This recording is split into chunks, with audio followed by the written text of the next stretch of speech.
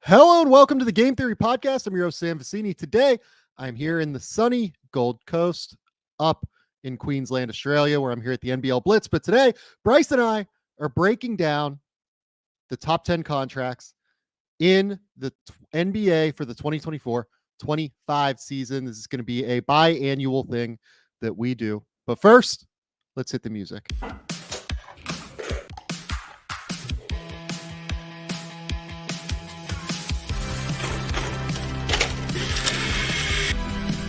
They do have a timeout. Decide not to use it. Way downtown. Bang! Bang! What is this going to be? Wow! Are you kidding me? Hello and welcome to the Game Theory Podcast. I'm your host, Sam Vecenie. But if you watch the tape, what you will see completely orchestrated this game. Bryce, what's going on, buddy? What's up, Sam? I have a very important question for you. Do you know what the date in America is today? Because you're a day ahead right now. Yeah. The 8th? It's the 8th. So here's my question. My wife spent all day putting up Halloween decorations in our house, inside and out. Appropriate or not appropriate for September 8th? You guys have kids, like lean into it, man. I'm here for it. Like we had this conversation with my family whenever we had like a little family get together with some of Laura's cousins and aunt and everything like that. And we were kind of asking like, when is the appropriate time to put up Christmas decorations at one point, right? We just kind of said like, look, like we don't have kids. So, you know, we'll probably wait until December 1st or whatever to get a Christmas tree, right? But if you have kids, lean into it. You know what I mean? Like have a good time. Let the kids have fun. Okay. All right, fine. I hate Halloween. So do the kids enjoy it? They do. They do. That's it. Like go have a good time, Bryce. That's my opinion. I mean, let them eat cake. All right. Well, speaking of cake, it was my grandma's birthday yesterday too. I'm gonna give her a shout out because she is 95 years old. And so shout out grandma. Shout out. Is it Grandma Simon or other side? Nope, this is Grandma Simon. Yep. Shout out to Grandma Simon. I love it. Okay, so I'm up here on the Gold Coast. We're going to get into top 10 contracts here momentarily, but I'm up here on the Gold Coast for the NBL Blitz. I mean, just like one of my favorite scouting events of the year. A lot of really great people come out from the NBA side. You get to hang out with them. It's just the best time in that respect. But also you get a lot of really fun scouting insights, getting to see these NBL players for the first time this season. You know, you hear a lot of things like I haven't seen Alex Toohey yet. Their game is today, their first game, right, for the Sydney Kings. But he's one that I'm really excited to see because I've heard all summer that he's looked great in Boomer's camp and he is really taking a step forward, right? You know, Rocco Zikarsky is another guy that, you know, I was really excited to see, and he showed some positive flashes. I got a chance to spend some time with him and his family since I've been here. I mean, the parents are unbelievable. You know, both super high level athletes. His father Bjorn was I think an Olympic bronze medalist swimmer, was like a sprinter in the pool. And then his mom, Kylie, is just unbelievable. And, you know, has been feeding him like perfectly from the time that he was young. Right. And, you know, has done just like an amazing job raising him. And she's like an Iron Woman competitor. Right. And you get a chance to know these people up here. Just, you know, really great people. And, you know, Rocco's a guy that, you know, I got to spend a little bit of time with, maybe like 45 minutes or so. And, you know, he's just, you know, you can see that he has that demeanor where he's totally normal, you know, 18-year-old off the court, you know, loves shoes, loves things like that. But, you know, on the court, you know, he wants it. You know what I mean? Like he wants to be great. Yeah. He has that like competitive demeanor, that mindset that you really want to see. So it was really good to kind of get a chance to spend some time with them, and, you know, I'll get a chance to spend some time with some of the other prospects here throughout the year, and, you know, really just excited. I mean, you said you haven't watched anything here yet. Brisbane game was interesting for Rocco. You know, he's going to be the backup center this year, it seems like, behind Tyrell Harrison. He'll probably play 15 minutes a night. And, you know, I think what people don't really recognize about him yet is he's 18 years old. Like, and he just turned 18 in July. So he will be 18 for draft night next season. So it'll be intriguing to see how he plays. He's still quite young in the game.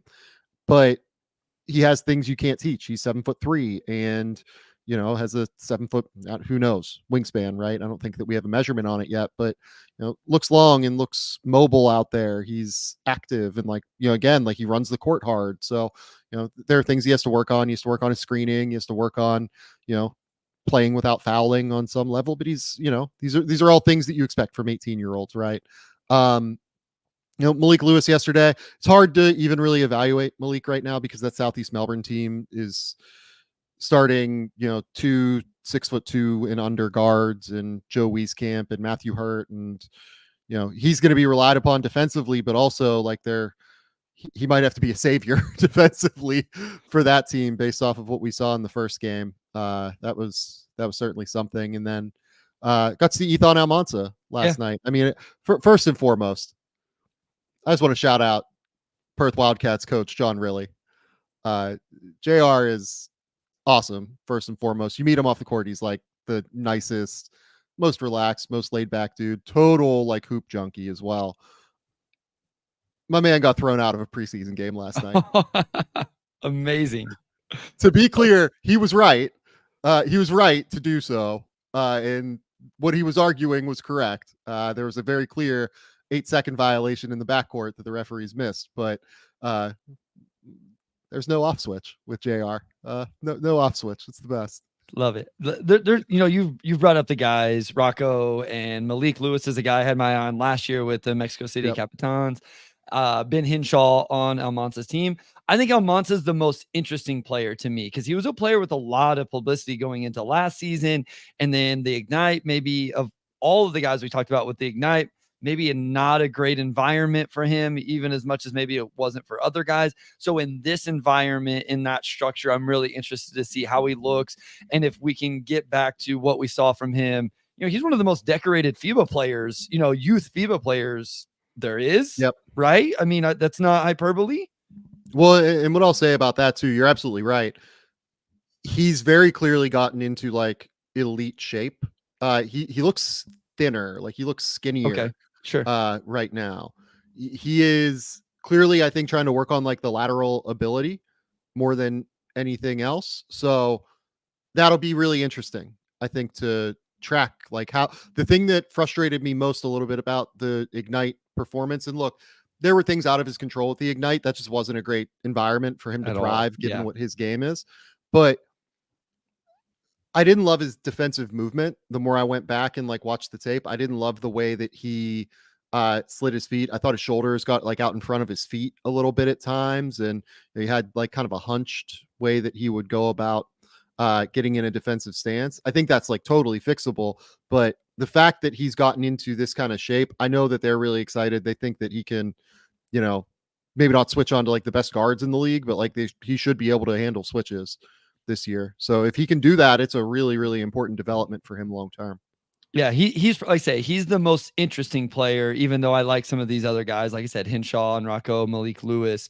I know I'm missing a few as well. So the cool thing about the NBL is, we get the Blitz right now, but then the actual season starts in less than 2 weeks. So we get, regular season NBL basketball very, very soon, and real prospects down there and just real talent in general. Just people are going to turn on games and recognize the names of even the players that aren't 2025 NBA draft prospects. There's older quote unquote vets that people will know that, used to play in the NBA. Yeah. To speak to two of the guys that aren't next stars necessarily, within the program that the NBL has created, but are, really interesting prospects. Ben Henshall, last night in that game for Perth, dropped 10 points in a hurry. In the second half, and then got taken out, I think in part because he came down and took a heat check three right as things were rolling. But Henshall drilled a and 1 3-pointer in the corner and had a couple of really impressive drives to the basket.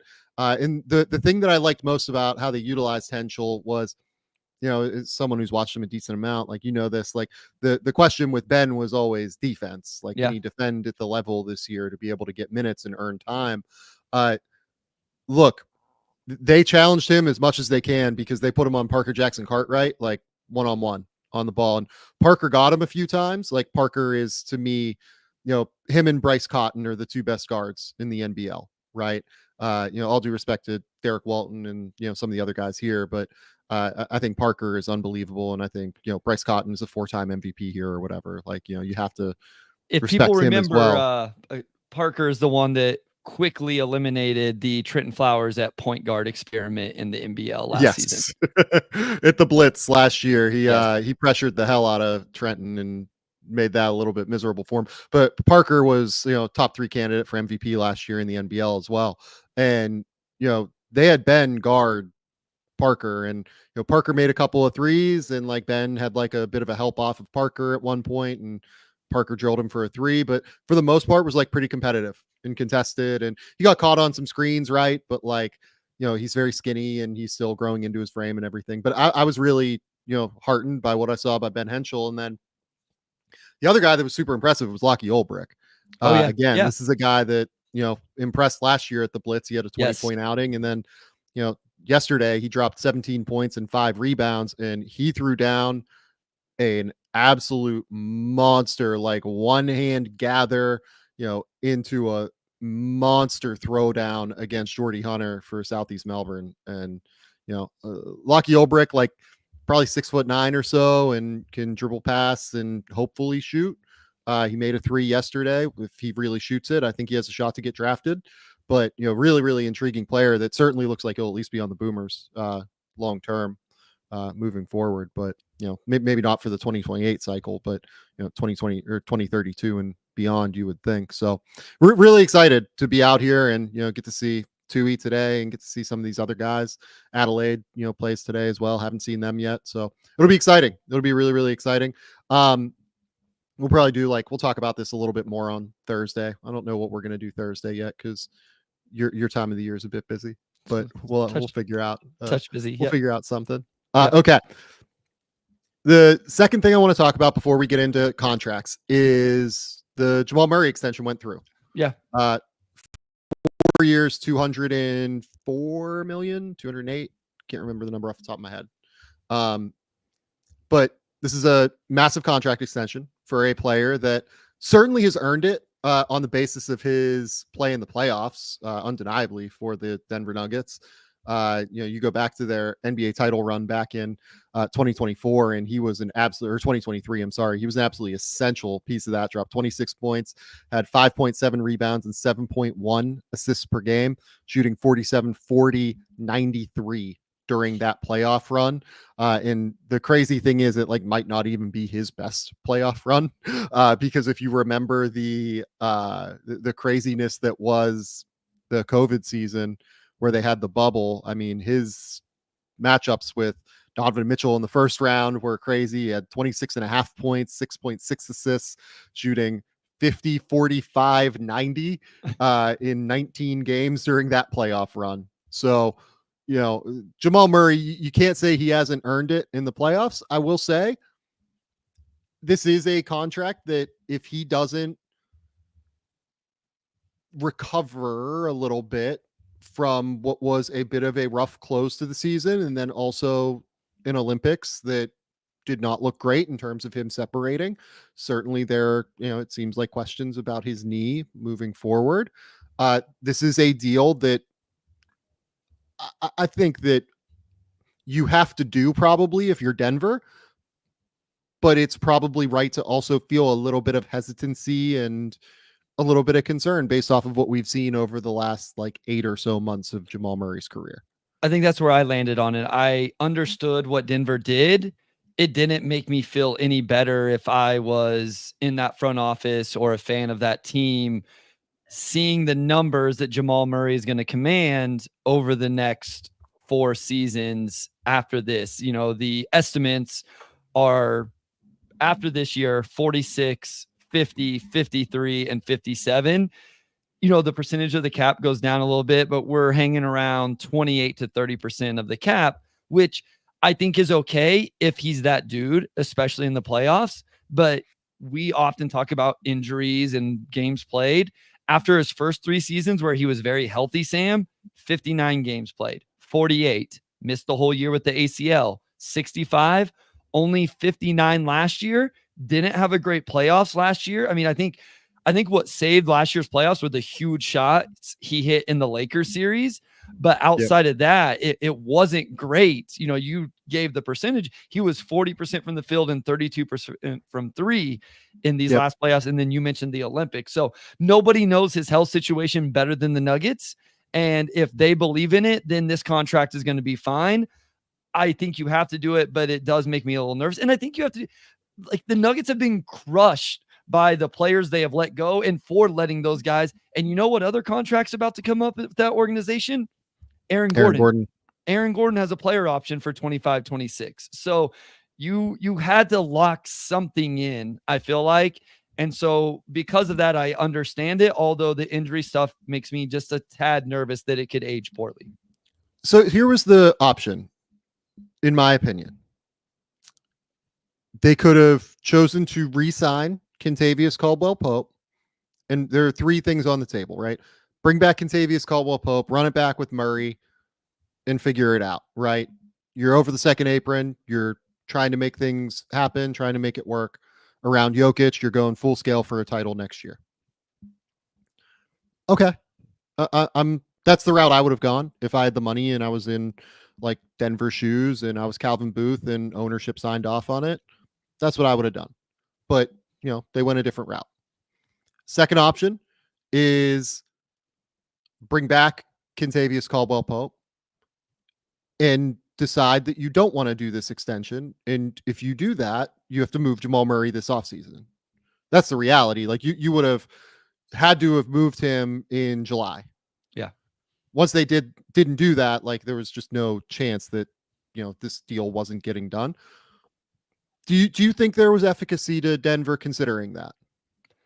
I don't know. That would have been a crazy offseason, a crazy summer for them to do that. Like, I think what's hard about that is you have Jokic in his prime. You have the best player in the world.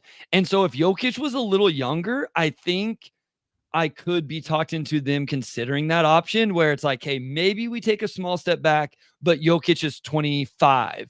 And so 1 year of taking a small step back opens the window more throughout the future. Jokic is 29 already. And I was talking to somebody about this.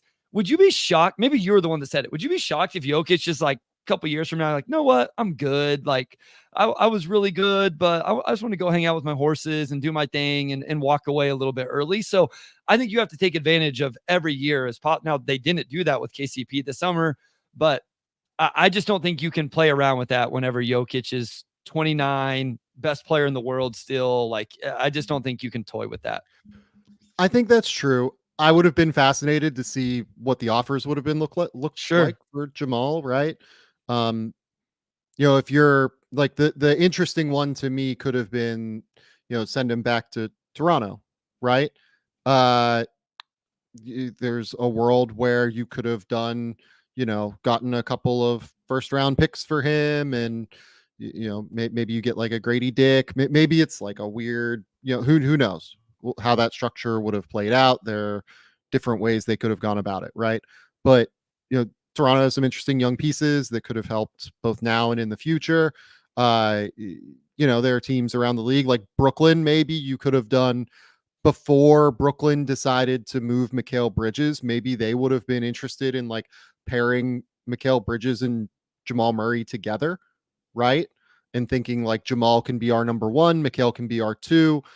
You know, we're not, you know, super hemmed in long term. We still have, you know, hopefully enough picks and flexibility. You know, that's totally speculative. I'm not saying Brooklyn was interested. I just like, you know, maybe that could have been an option, and they have a ton of picks moving forward. They have some interesting players like Dorian Finney-Smith and Cam Johnson that could have helped Denver now, right?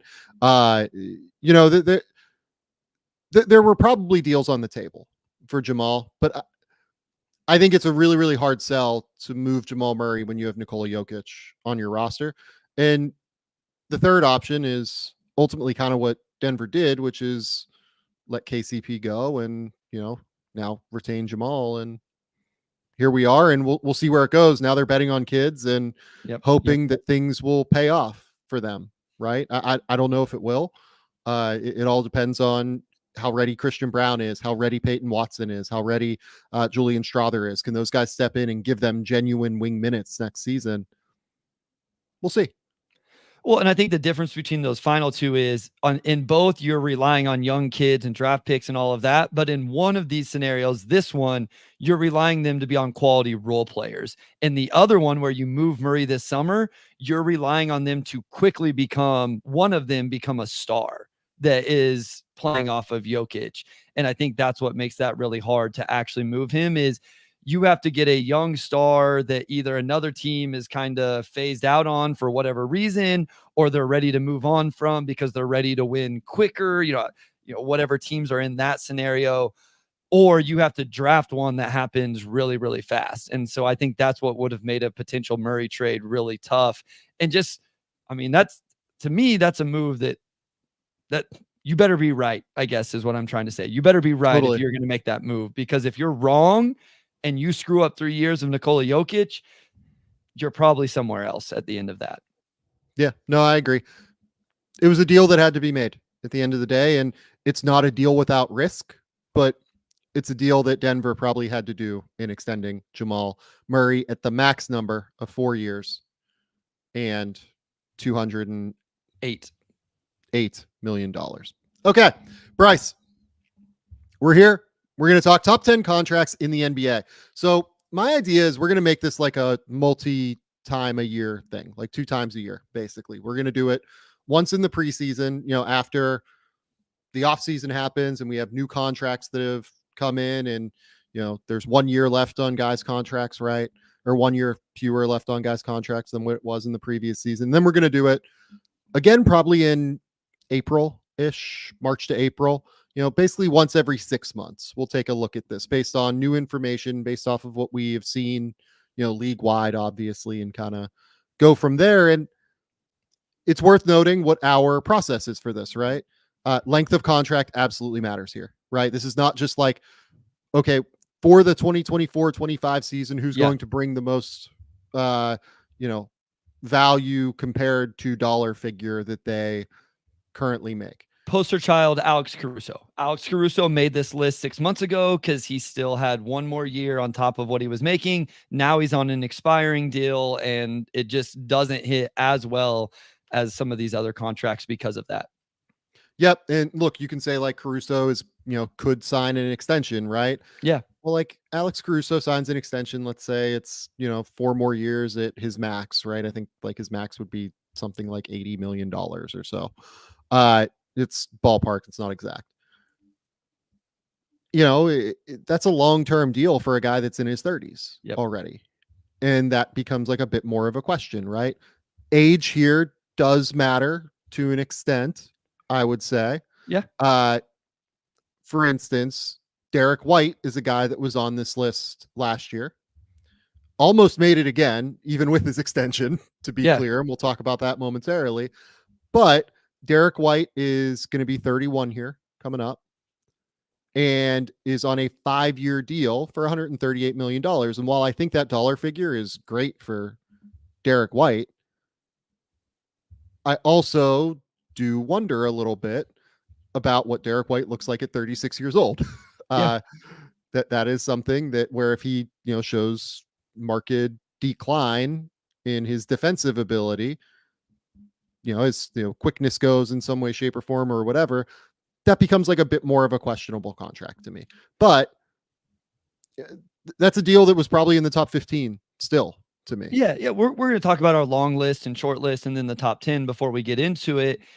And that's definitely a guy we discussed. And I think if we gave a different context, which we talked about doing and decided not to, which was just for the 2024 season, that's where a guy like Derek White, who's still on just $20 million this year before the extension kicks in, that's where he's like definitely in the top 10, I would guess. I mean, we didn't do that, so I can't say 100%, but I think the reason he ends up not making our top 10 here is we're going the length of the contract, which does go up.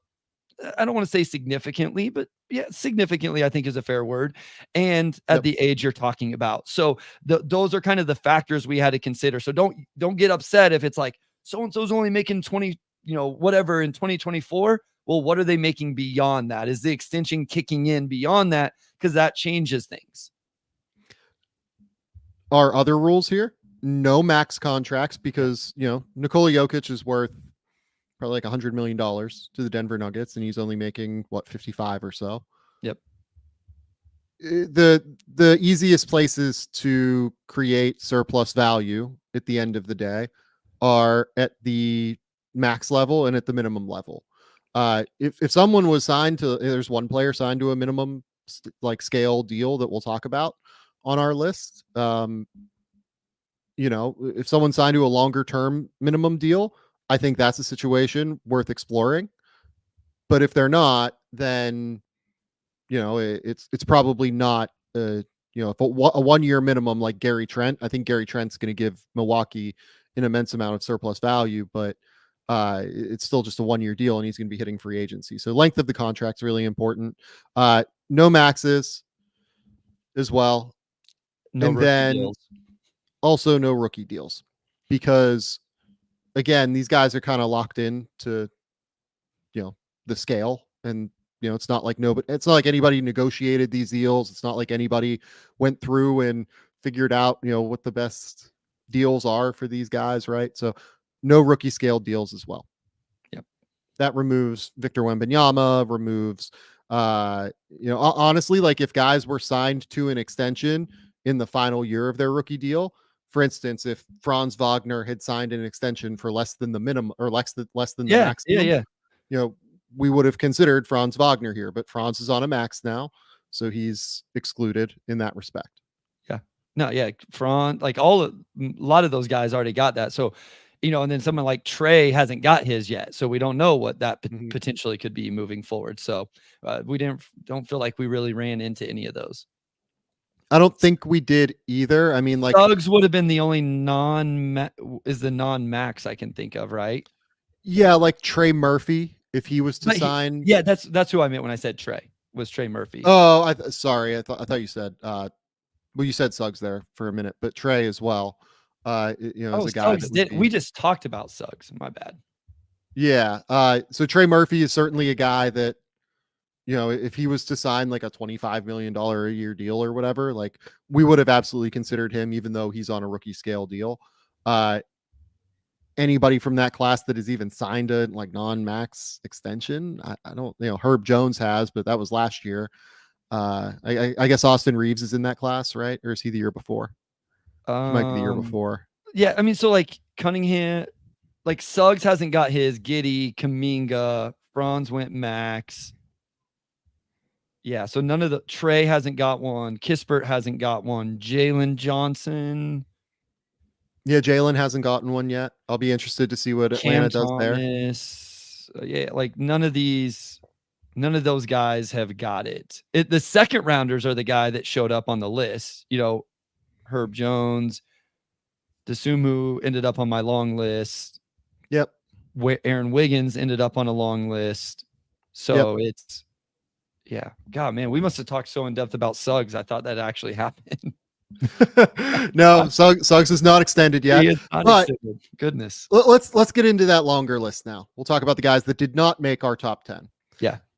We talked a little bit about Derek White.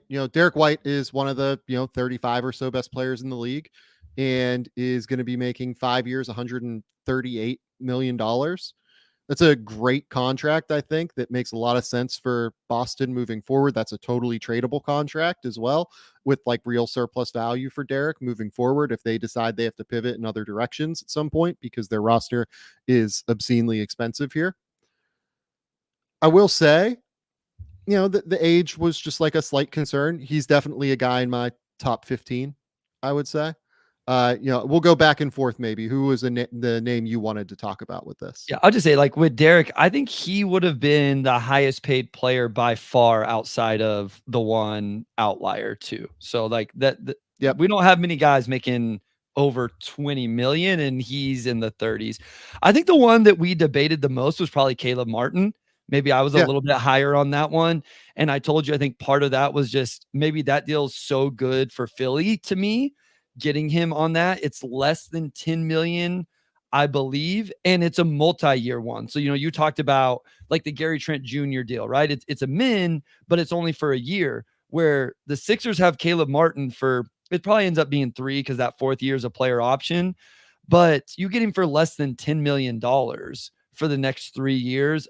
Even if it's just a playoff, like even if that's all it is we see the playoff version of Caleb Martin, I think that's a huge one. So I think that was the one where I didn't push back a lot that we didn't get him into the top 10, but I think that was a sneaky one that maybe people wouldn't have thought of off the top of their head. Yeah, I think that's a really good contract. I think that's going to, pay dividends in a big way for Philadelphia to get him on that deal. He's going to be a starting caliber player for them. The other, let's talk about the 3 Knicks names we left off, even though we have a few Knicks names on the list as it is. Yeah. Deuce McBride was one name that I really looked at. Yep. Same. I would just like to see Deuce back it up for one more year, right? I think there's a very good chance that Deuce could end up on this list next year. The hilarious thing about Deuce's contract, by the way, is that it's descending. Like, that's the funniest thing. Deuce is on, I think it's like $13 million for the next 3 years or so. And it's a descending deal where he makes $3.9 million in 2026, 27. Certainly in my top 20. I just wanted to see him kind of back it up for one more year more than anything. Julius Randle's a guy that, has made multiple all NBA teams at this point and is on, $27 million a year for this year? And 29. And we discussed Julius, and what it came down to was the player option, right? I mean, it's a 1 year deal, and then it's going to change, right? I assume he's going to decline it and get a bigger deal. Yep. And then Mitchell Robinson's the last one. Mitch is, 2 years, $27 million. That's a great contract for Mitch. It's just the injuries for him as much as anything. If Mitch was healthy, and we knew that Mitch was healthy, he would, certainly be near the bottom of this top 10. But, with the injury concerns, probably made a little bit more sense to, err on the side of caution. I felt like with Mitch. Who is next for you? Yeah, so I would say just a trio of bigs. Jonas Valanciunas, who still isn't, he's 32, so it's not like he's in his mid 30s, but it's $10 million, and that third year isn't guaranteed. So I kind of, those ones, that's valuable to me. Like, okay, if he's still playing at a decent enough level, he's $10 million. Great. If he's not, zero. Like the having that non-guarantee or a club option stands out to me. We talked about Zubats, who made this 6 months ago. And then Naz Reid, I just want to throw out there, it's a player option on the second year, and that's why Naz isn't going to make it in the top 10. But I at least wanted to mention him here because that's a really good number for the sixth man of the year and what he does for that Minnesota team.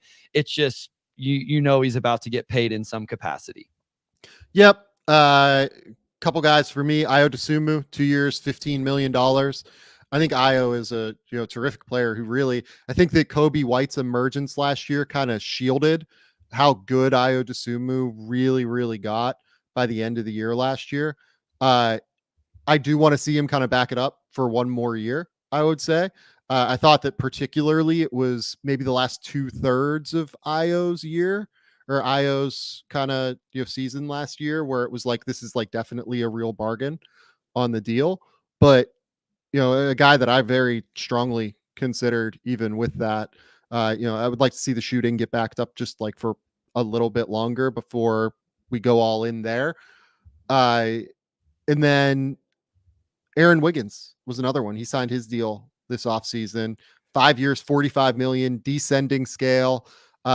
Ultimately, I just wanted to see what he's going to be for Oklahoma City. I think that he was really terrific last year, but he was like an 8th man for them at the end of the day, 9th man. That might be who he is. And if he's that, he's definitely worth that money and is, still probably a bargain, but might not be such a bargain that he's like a top 10 contract necessarily. So, probably in the top 20, top 25, something like that for me. And I had another Thunder wing that signed this summer, Isaiah Joe, who's descending contract, 1 year less, but also has a club option on the end. It's interesting if you look up the Thunder, multi-year on Spot Track, a lot of red at the end of contracts, which means guys have club options at the end of those. A couple other Najee Marshall, Derek Jones Jr., guys that signed this offseason, but will be in new places, new roles. I thought an interesting conversation was Jonathan Isaac. He can't be on the list. You brought him up. That's a really, really interesting one. Well, he can't be because what he's making this year, right? Like you can't. I think what I found interesting was the non-guarantees on that deal. And so it's like the fail safe, if he gets injured or doesn't play well or whatever, you can get out of that. But if he is this just like elite defender that figures it out and stays healthy, all of a sudden you have him on less than the MLE for I think it's 5 years. And so he can't make the list because of the injuries and because of what he's making this year, where they had the ability to give him that extra money. I just thought it was an interesting conversation and an interesting contract to discuss. Truly one of the more fascinating contracts that has kind of come across in the last few years. For people who don't know, he signed essentially a 4-year extension on top of his deal this year and renegotiated up a little bit for this year. So he's going to make $25 million this year. And that was like the benefit to him signing this extension, is he gets more money up front.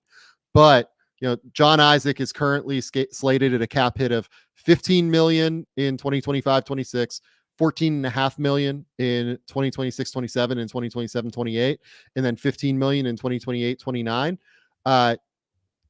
Even as of 2026-27, there is only $8 million guaranteed. And it only becomes fully guaranteed if he plays 52 games in a season. So it's a funky deal. It's kind of a weird deal. I agree with you. We can't put him on if only because of the big number here this year. I think that would probably scare some teams off, if I'm being honest, but it's a really good trade chip contract more than anything else. If there's like trade chip contracts, then this would be in the top 5, I would say, as like a matching contract for somebody.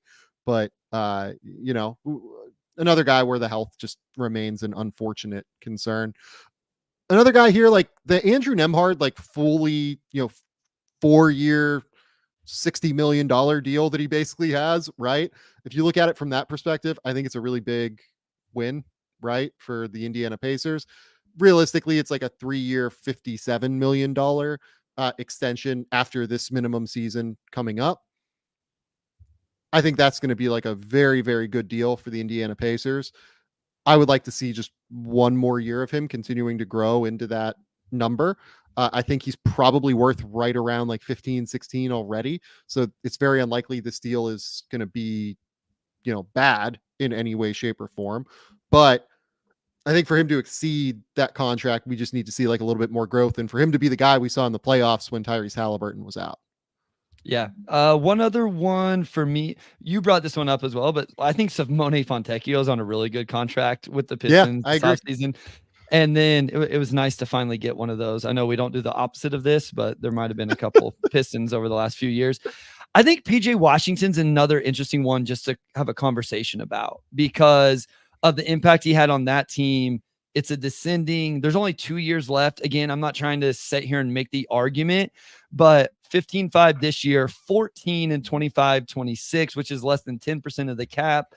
I think it depends on what version of PJ Washington the Mavs get. If you get a little bit closer of what we saw in that Thunder series, where he just shot ridiculous from the 3-point line, especially in the corner, takes some defensive matchups, I think that's a really, really good contract. I just don't know that I fully believe that's who he's going to be consistently.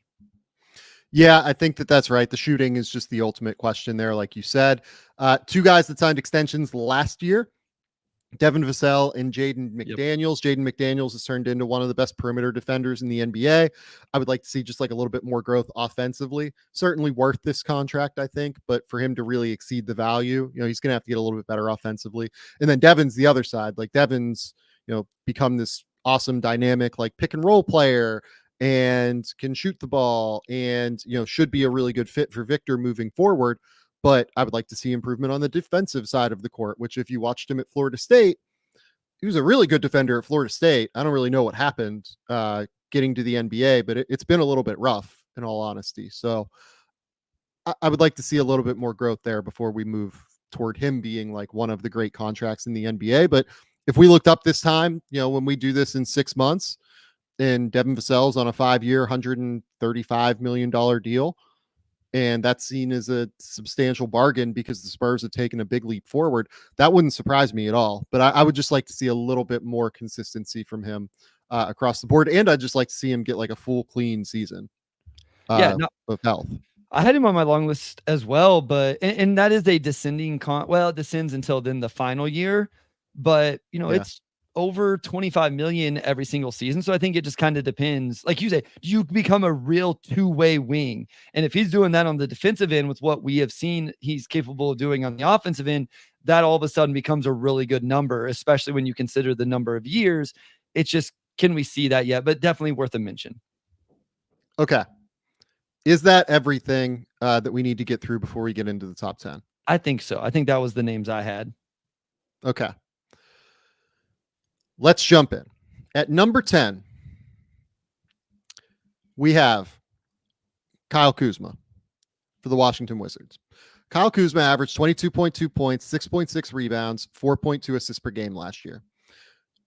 He is on a deal that is 3 years, $54.5 million, and it is descending in value, which means that as the cap goes up, his deal is going to actually be sliding down to where in 2026-27, Kyle Kuzma is only going to make, I believe that the number is just barely over 11% of the cap. Yeah. So that's an insanely low number for somebody who can be like a 20 point per game scorer on a bad team, or has shown the ability in the past to, on a good team, be able to slide in and be like a real wing. We saw that on the Lakers title team in 2020, where I thought he was way more impactful defensively than what we've seen in Washington to this point. The ability to kind of be able to play different roles and be like shiftier within roles is a value add to me. And for him to only be at 11% of the cap, to be under $20 million over the course of that next little run, I think is really, really a really, really good contract. I think I have the number slightly off here in terms of what the actual deal is, by the way, on the screen. So I will fix that. But Bryce, what are your thoughts on Kyle Kuzma? Yeah, I think the big portion here is the descending aspect of this contract. If he was at 23.5 this season and then it was ascending, and you were in the mid to upper 20s by the end of it, where he's going to be, Kyle Kuzma, sneaky 29 years old. So he's 31, 32, and you're looking at 28 million on the end of it. That's a little bit different, right? I don't know that he makes the list. Maybe he's on the long list and we discuss him a little bit. I think the biggest pushback, and I think this is fair, would be, has he done it?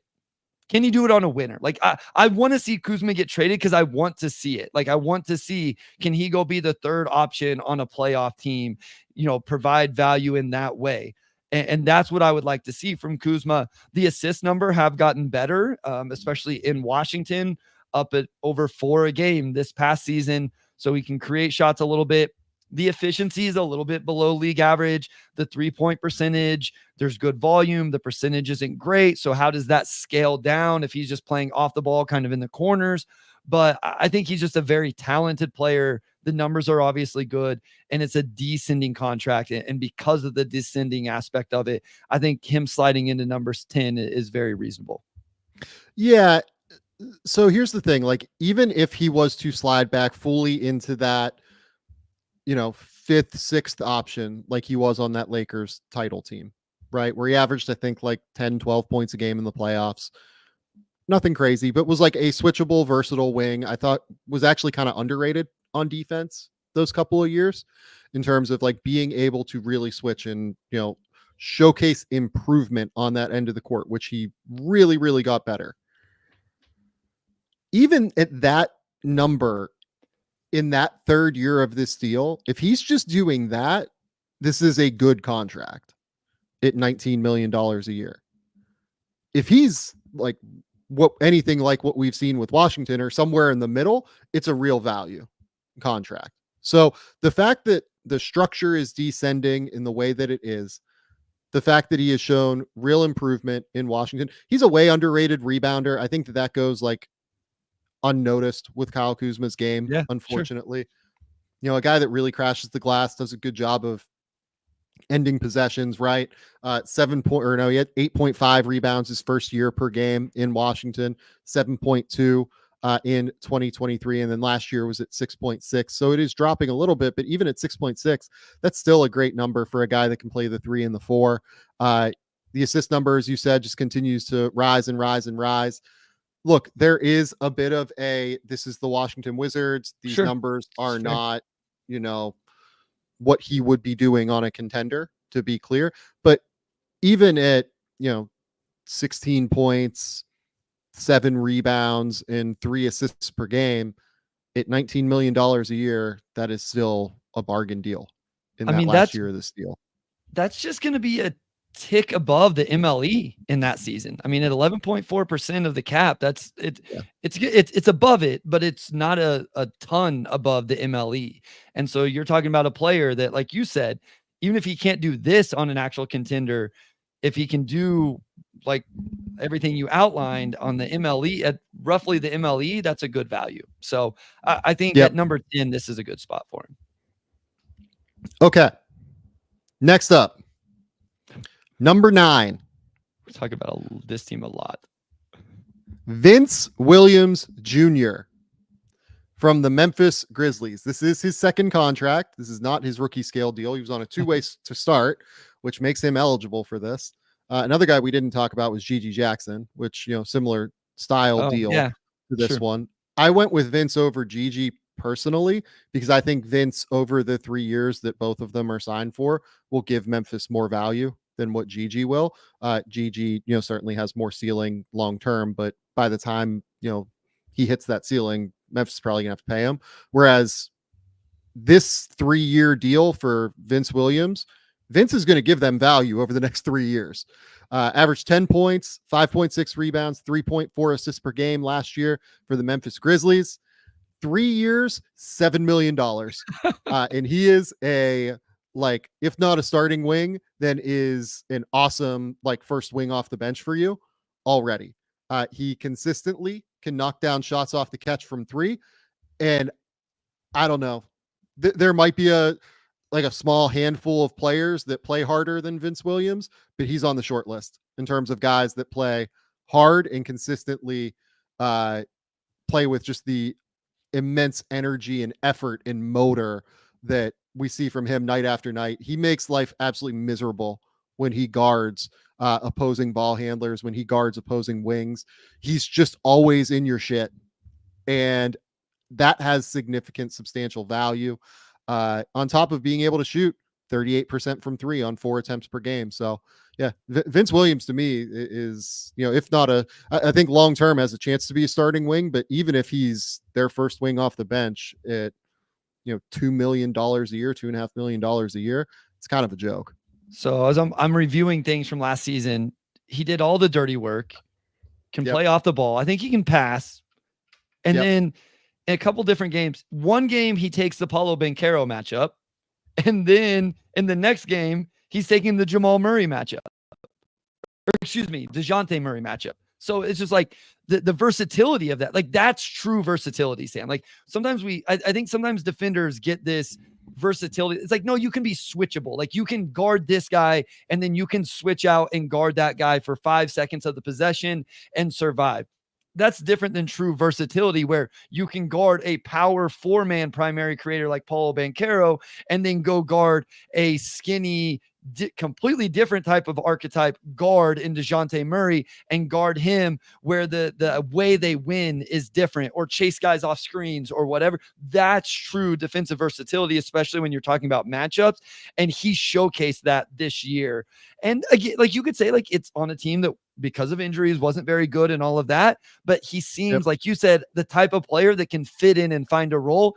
And ultimately, I don't think we're arguing that Vince is the best role player in the league or something like that. We're not projecting that, but even if he's the 8th or 9th man, he's making $2 million for the next 3 seasons. And so that's just insane value. The skill set he brings is immensely scalable to me to those winning situations, right? It's hard for me to imagine a world where this doesn't work around Ja Morant, Jaren Jackson, Desmond Bane.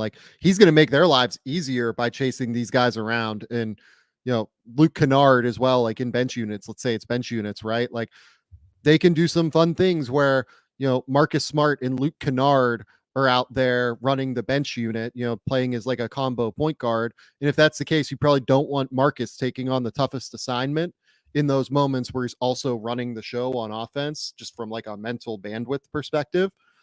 You can put Vince Williams out there with those guys. He can knock down corner threes, and he can also guard the opposing team's best player and take that pressure off of Marcus for a time and give him more time.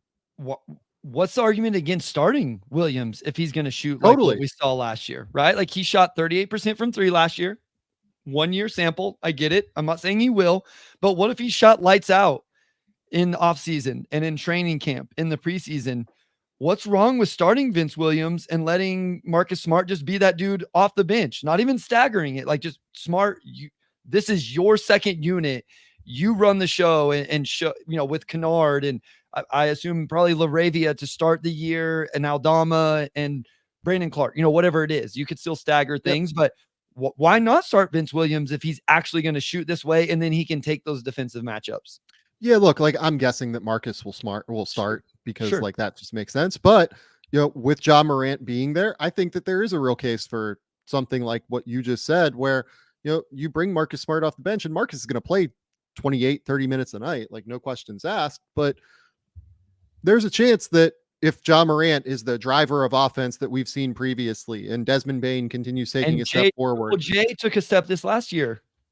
We'll absolutely be talking about him later in terms of what his offensive leap looked like this season. Absolutely, I think there's a real case for them to start Vince Williams just from like a lineup balance perspective, and then continue to bring Marcus in and, let him be kind of the Swiss Army knife that connects all of these lineups together. As you have Ja sit on the bench for a little while to get him some rest. And then when Ja comes back in, you can have Bane go to the bench, right? Like that, they have so many different options that they can utilize from a lineup perspective. And a big reason why is the presence of Vince Williams and also the presence of Marcus Smart being able to connect all of those lineups together. Marcus is a guy we didn't talk about at the top, but 2 years, $41 million for Marcus Smart. I would like to see how he comes back from injury before we put him on a list like this again. But to me, like that's a good deal for Marcus Smart, but Vince Williams at the number he's at, 3 years, $7 million moving forward. That's just like laughable for what he's going to bring for the Memphis Grizzlies. Yep, absolutely. Okay. Number 8 on the list, Coby White for the Chicago Bulls. Averaged 19.1 points per game, 4.5 rebounds, 5.1 assists per game. He has a 2-year, $25 million deal with the Chicago Bulls. Look, I'm fascinated to see what they do. I don't know who's going to have the ball in their hands for the Bulls this year. Like, to me, it makes sense to put the ball in Giddey's hands more than anybody because he struggles more than those guys to play off the ball. But, they have Zach LaVine, who certainly likes to have the ball in his hands, and they have Coby White, who's excellent having the ball in his hands. Io, at times, especially in transition, really likes to have the ball in his hands as well. A lot of mouths to feed here in terms of on-ball players. But Coby White last year took such an enormous step forward that it's almost hard to believe that he is on this deal where he's making $25 million over the next 2 seasons. Finished second in the most improved player race last season. Knocked down 45% of his shots from the field, 38% from 3 on 7 attempts per game, 84% from the line. Was right around league average in terms of true shooting percentage, really, the last 3 seasons. So that's a good sign in terms of his efficiency, not dropping off as the role scales upward and he continues to get more opportunity. Yeah, Coby White had a great season last season, and this is a fantastic deal. And I think one of the reasons it's not higher on the list is there's only 2 years left, right? This year and 1 more. And assuming he continues to play this well, he's not going to stay on this contract. I think what stands out to me with Coby is what he did as a driver. His ability to get into the lane, his free throw attempts went way up this past season compared to seasons before. Even if you look at per 36 minutes, they went up. Sometimes you look at per game and you don't factor in the minutes, but per 36, significant improvement. He shot it well at the 0 to 3 feet. The last 3 seasons, he's, right around 66, 67%. And so I like that aspect of his game. What I'm interested in is what you talked about. I thought when I watched Bulls games last year, you could see that Coby knew, I'm the guy. I have a green light. I have ultimate confidence. How does that change when I realize Giddey's not going to take a lot of shots, but he's taking a lot of usage in terms of just handling the ball? How does that change while they still have Zach LaVine and he's in the lineup? And if Zach's trying to show out and show his, how does that work for Coby when he's having to play off those guys? I know DeMar was in the lineup. I know DeMar was still there, but I will find that interesting to just see, because I would watch games and I would just go, the confidence is on 10 right now for Coby. And I'm interested to see if he still has that, even with some of these other guys in the mix this season. Well, the more interesting piece of it to me is they have a weird game of chicken that will probably occur with the Josh Giddey extension, right? Yeah, sure. The leverage dynamics, when we talked about this, we kind of talked about it as if the leverage dynamics for the Josh Giddey extension were all in favor of Giddey, and not in any way, shape, or form in favor of Chicago, because Chicago just gave up Alex Caruso for him, right? But here's the thing. The game that Chicago can play with Josh Giddey is hey, if you sign this extension at a number below what we think or what you guys think the value of him as a player is, we'll give him the ball and we'll let him rock, right? He can go be, our primary option. We'll be more connected to him than we will be to anybody else in the organization, because we'll have him for 4 years under contract and he's our guy, versus we have Coby for 2 years before he hits unrestricted free agency. Or if, you don't sign the extension, if you're Josh Giddey, you have to worry a little bit about okay, so we have you for 1 more year, right? This is our year to see it. You're still testing it out.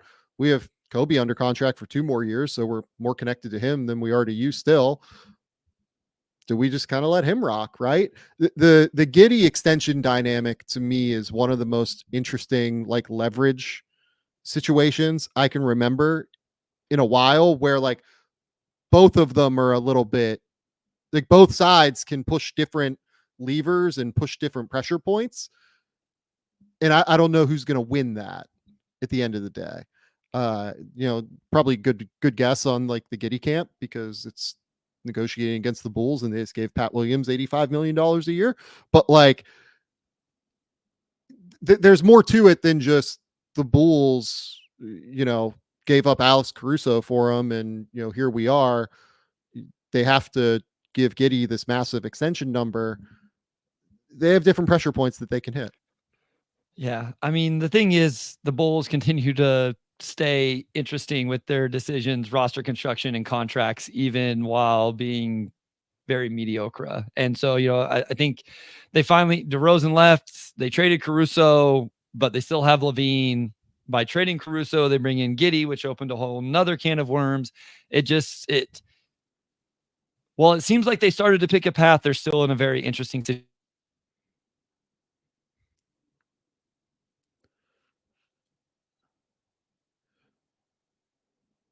Looks like we might have lost Bryce here momentarily. I think we're back. There we go. The question I had for you is, do we have to have a conversation on how you pronounce mediocre? No, but we need to have a conversation about how you pronounce lever. Lever? Yeah. Am I wrong about this one? Is it lever or lever? I don't know. Maybe it's a Kansas thing. Maybe this is one of those things where I should default to the person who does manual labor at times and actually has to use levers or levers to do things, right? You also, I've never said anything, but contest, when you contest a shot, you say contest. Yeah, I do. That's true. I do that. How do sometimes. I say mediocre? Is that not right? Mediocre, as in you're eating okra, what is that? Is it a fruit or a vegetable? It's a weird tube shaped thing that looks like a I know vegetable. what okra. Yeah. I love okra. You don't like okra? Oh no, okra's fine. Yeah, I've no beef with okra. Yeah, You know what's funny? I mediocre. think I just like randomly started saying things a certain way before I had a podcast, and so it really didn't matter. And now Oh, this is the best. all of a sudden I'm calling Herb Jones and mediocre and all of this random stuff, and it actually kind of matters because people listen to what I say. This is the best. Shout out gotta- Kansas. Okay. Number 7. Donte DiVincenzo, the first of 3 Knicks to feature on this list. Donte DiVincenzo averaged 15.5 points, 3.7 rebounds, 2.7 assists. Also is a really good defender at the point of attack. Also dropped 40.1% from 3 on 9 attempts from 3 per game last season. And this comes after a season where he hit 40% from 3 on 5 attempts per game in Golden State. Look, to me, like Donte is just one of the best role players you're going to find in the NBA at the guard spot right now. 3 years, $36 million. That is going to look like an enormous, massive bargain for the New York Knicks moving forward. And look, like everybody knows that the Knicks have done this incredible job with their cap sheet, being able to kind of leave things open, give themselves an immense amount of flexibility moving forward. But this one is one that like people don't talk about enough. The fact that they have Donte DiVincenzo essentially on like an old mid-level exception deal. These deals are going to rise pretty quickly in terms of what the value is. And that's going to, really give them a lot of options in terms of how they build the rest of their roster out moving forward. Like Donte in 2026, 27, the third year of this deal, he's going to be at 7% of the salary cap. Yep. He's going to be at 7% of the salary cap. That is ridiculous for somebody who's going to bring the value that he brings as an overall player. I think it was the volume of 3-pointers he took, like just taking that many per game. And then some of the games I would watch where Brunson wasn't playing and Donte would just come out and he would shoot even more. Like he was like, and he's not going to find himself in that scenario this season with Julius back and Mikal in the fold and all of that, but he's capable if you need him to for a game or certain stretches of a game. But it's a two-way, right? Like he's shooting 9 threes a game, 40%, and then he's guarding and taking matchups on the other end. Maybe not quite the same versatility as a guy like Vince Williams. Definitely not that type of versatility. But and like Deuce is a more aggressive, like physical defender than what he is. But Donte, to me, like he has the ability to actually like run an offense from time to time, whereas I think Deuce can struggle with that a little bit more. Yeah. And Donte can be that guy that chases the smaller guys that run around and do all those things. And he was durable last year, man. He played 81 games last season for the Knicks, almost 30 minutes a game, played 36 minutes a night in the playoffs where he averaged 18 points and shot 43% from 3 on 8 attempts still. So I just think the two-way, especially with the volume 3-point shooting, is just, like you mentioned, the contract details. I won't go back over it, but that's just crazy value on those numbers. No, it's a ridiculous deal. And, like we said here, the big thing for them is they just have so many options here moving forward because they have somebody like Donte under contract, right? Having him at 3 years, 36, you're not going to do any better than that. So you're not moving him, certainly. And he's a part of the Villanova brigade. So they're not moving these guys anyway. But like his presence allows you to, he's a perfect fit with Jalen Brunson. He's a perfect fit off the bench with Josh Hart. He is a great fit with OG Anunoby and Mikal Bridges kind of across the wings. Like you can play him at the point and play those guys at the wings, right? Like if you want to get Jalen a little break, like you can play Julius Randle with those guys and have enough offensive play out there. You have the shooting that he's always going to bring, right?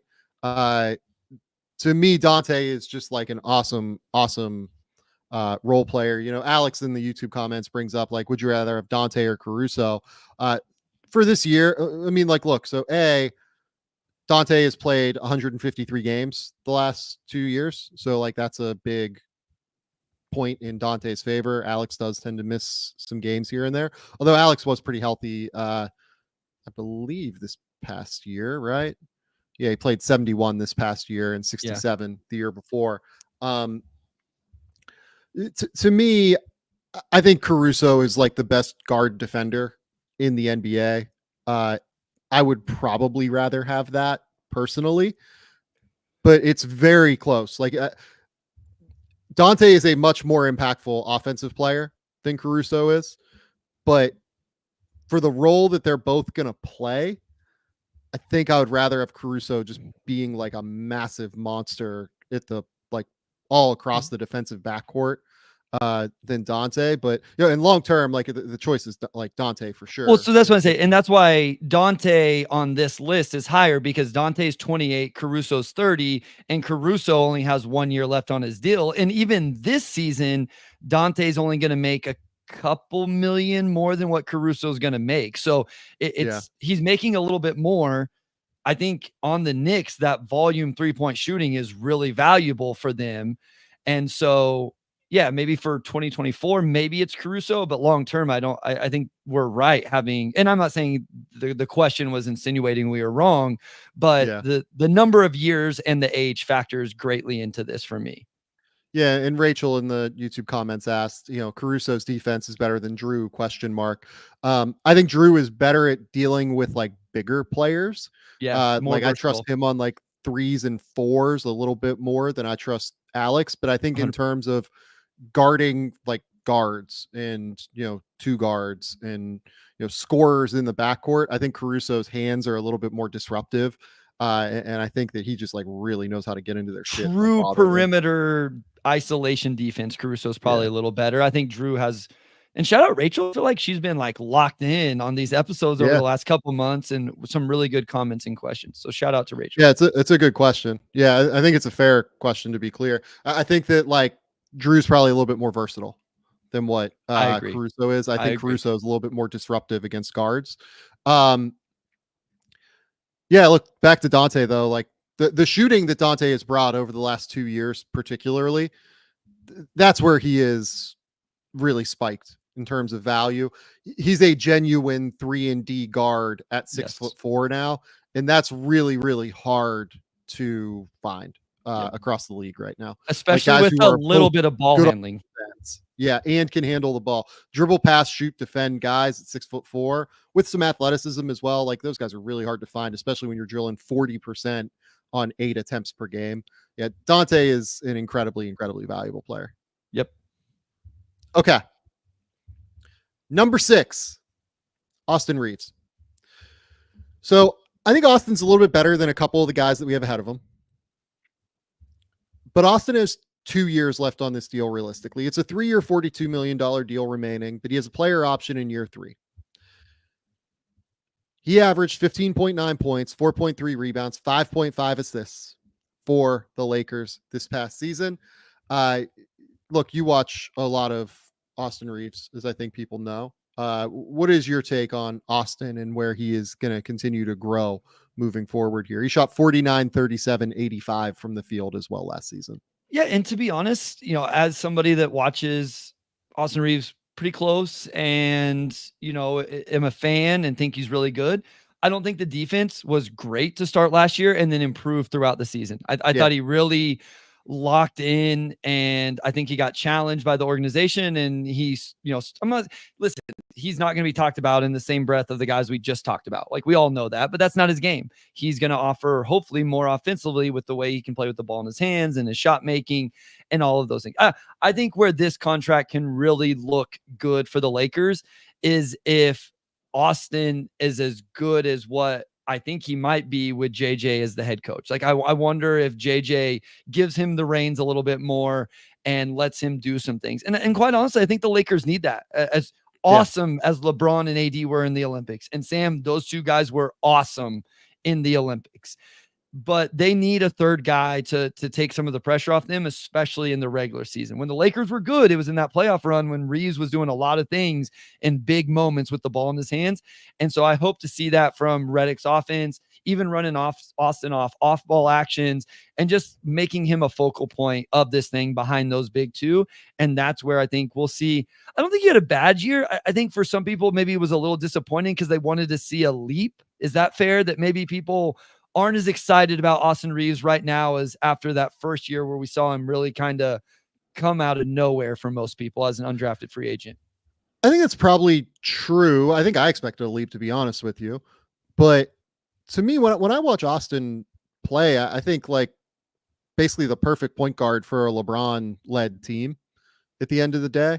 A guy who can really dribble, pass, shoot, can drive to the basket in a really substantial way, can get penetration into that like elbow, 8-foot range, particularly at a high level, and then make decisions from there.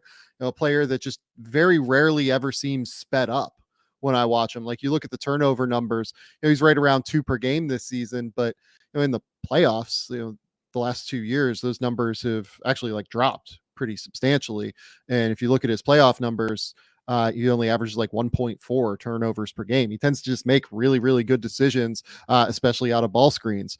So I think he's like perfect for this roster, and I think he's like a perfect guy for them to build around with LeBron and AD. The other thing I'll say for Austin Reaves, getting back to the playoff point, Austin Reaves in 21 playoff games at this point has averaged 17 points, 4.3 rebounds, 4.3 assists, shot 47, 40, 89, 5.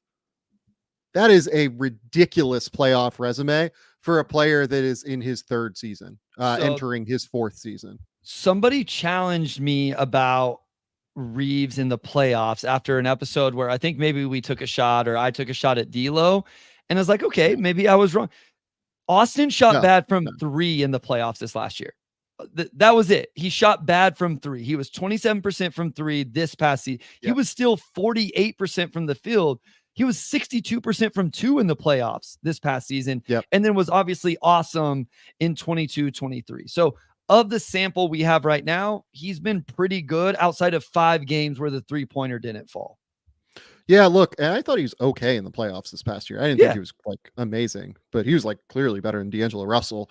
And they were in like a tough matchup too. So that's always going to be a difficult assignment. But yeah, when I look at Reaves, I think he is just going to continue to grow into being, a kind of guy that is, right around 20 points a game, probably 6 assists, 4 rebounds. And, those guys, maybe not an all-star, but like in the right situation. And then go make an impact on defense. Like that.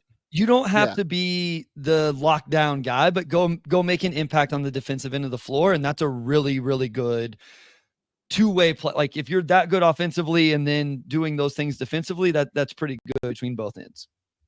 Yeah, no, I agree. Look, Austin Reaves is a terrific player. I think that people know that we're both really, really big fans of Reaves on this show. Number 5, this player actually dropped a little bit for us on our list compared to where he was 6 months ago. And that's in part just due to the fact that he has 1 less year on his contract, and this deal has been seen forever as one of the best contracts in the NBA. It's Mikal Bridges.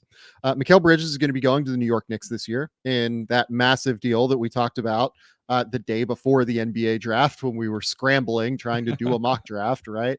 Oh, yeah. Oh, my gosh. Wow. Bridges averaged 19.6 points, 4.5 rebounds, 3.6 assists per game, playing as Brooklyn's basically primary creator at times this past season. 2 years, $48 million left on his deal. The thing about Mikal Bridges, though, is that you go back to the time in Phoenix, 2021-22, finished 2nd in Defensive Player of the Year voting, was 1st team all defense, averaged 14 points per game, shot 53, 37, 83 from the foul line, and was one of the most impactful role players in the NBA. I think we see him get back more to that mold this season for the Knicks, playing next to Jalen Brunson, next to Julius Randle, next to OG Anunoby. He'll take on the toughest guard assignments, and really allow Jalen Brunson some space to breathe, right? Or they'll let Donte kind of take on tough assignments. But the good news about his time in Brooklyn over the last 2.5 years is that he is now, or really a year and a half, I guess he was in Brooklyn. I think that the reps he got in pick and roll and in ball screens and in different situations are going to help him even more moving forward now. And he'll be able to do a little bit of that where he's not the primary option. Maybe he gets the ball on a kick out from Jalen Brunson and Mitchell Robinson comes up and sets a screen. And those reps that he got with Brooklyn this past couple of years that's going to allow him to make decisions at an even crisper level when he already has a bit more of an advantage where the defense is kind of moving in a more scrambled way. Whereas before he had to be the person that could really create the advantage. And that was a little bit more difficult for him, I thought. When he's not asked to be like the, possession by possession, once every 2 possessions, once every 3 possessions, come down, get an advantage. I think it's really going to benefit him to not have to do that possession by possession every single night.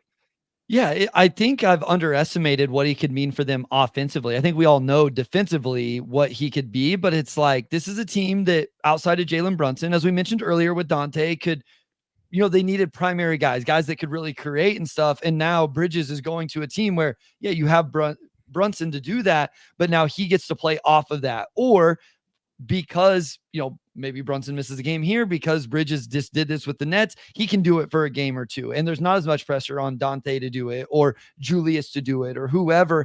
I think him slotting into the number 2 option, 2B, 2A, depending on what Randall is, I think he's going to be really good offensively. Here's another thing.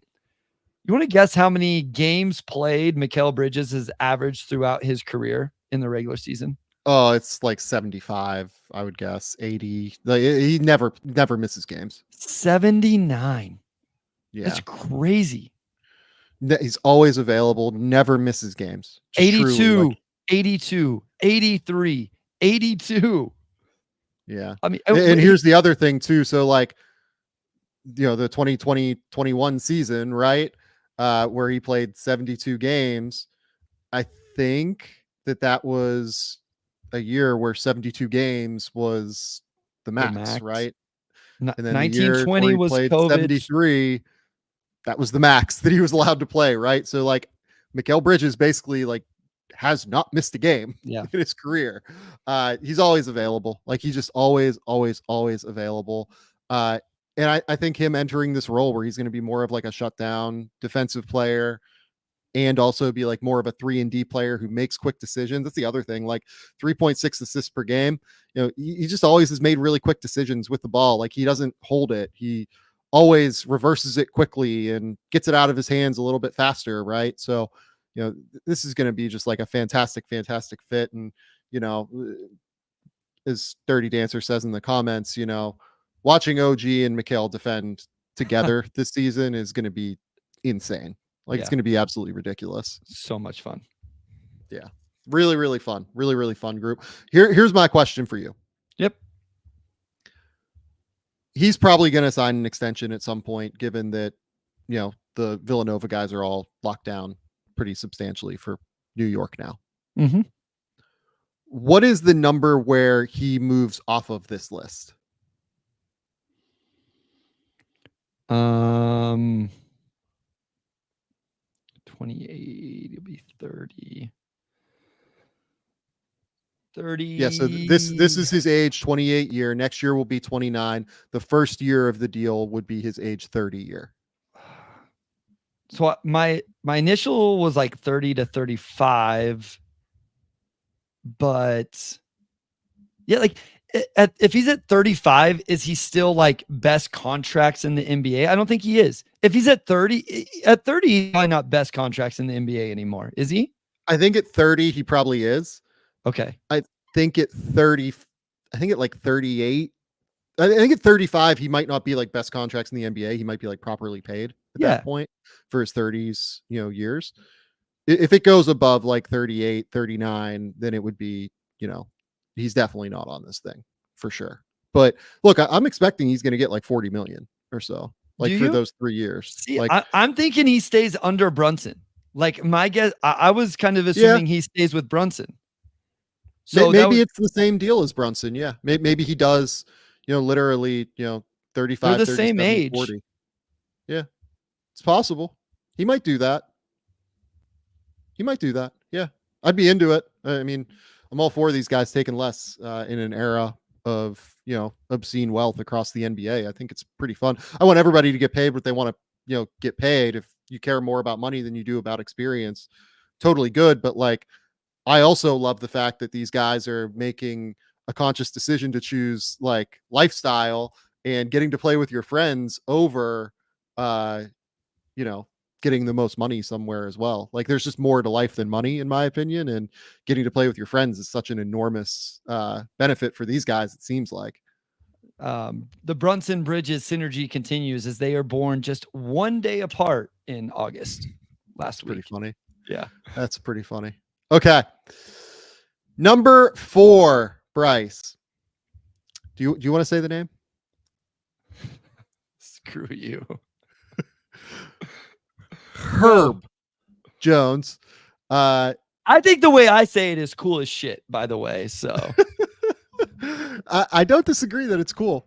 It might not be his name, but I think it's cool. It's just wrong. It may be cool, but it's wrong. Herb Jones, 11 points per game, 3.6 rebounds, 2.6 assists per game. Those numbers on their face, not, enormous numbers, right? Herb Jones is also Herb Jones might actually be the best wing defender in the NBA at this point. If he's not, he's certainly on a short list with Jaden McDaniels, OG Anunoby, Mikal Bridges, etc. Right? Finished first team all defense last season, was 5th in the defensive player of the year voting. He is on a 3-year, $42 million contract with the New Orleans Pelicans. But more importantly, the big leap that Herb Jones took last season, and we'll see where it goes from here, made 42% of his threes at a 3.6 attempt per game clip, made 87% of his free throws last season. He took a massive jump as a shooter. If he's that guy, he's the best 3-and-D player probably in basketball, right? Like 3-and-D role player. I mean, I might listen to Mikal just because of the ball skills that Mikal has comparatively to Herb, but I think Herb is a better defender at this point than what Mikal has been, certainly the last 2 years in Brooklyn, where Mikal was, not as impactful, let's go with, defensively.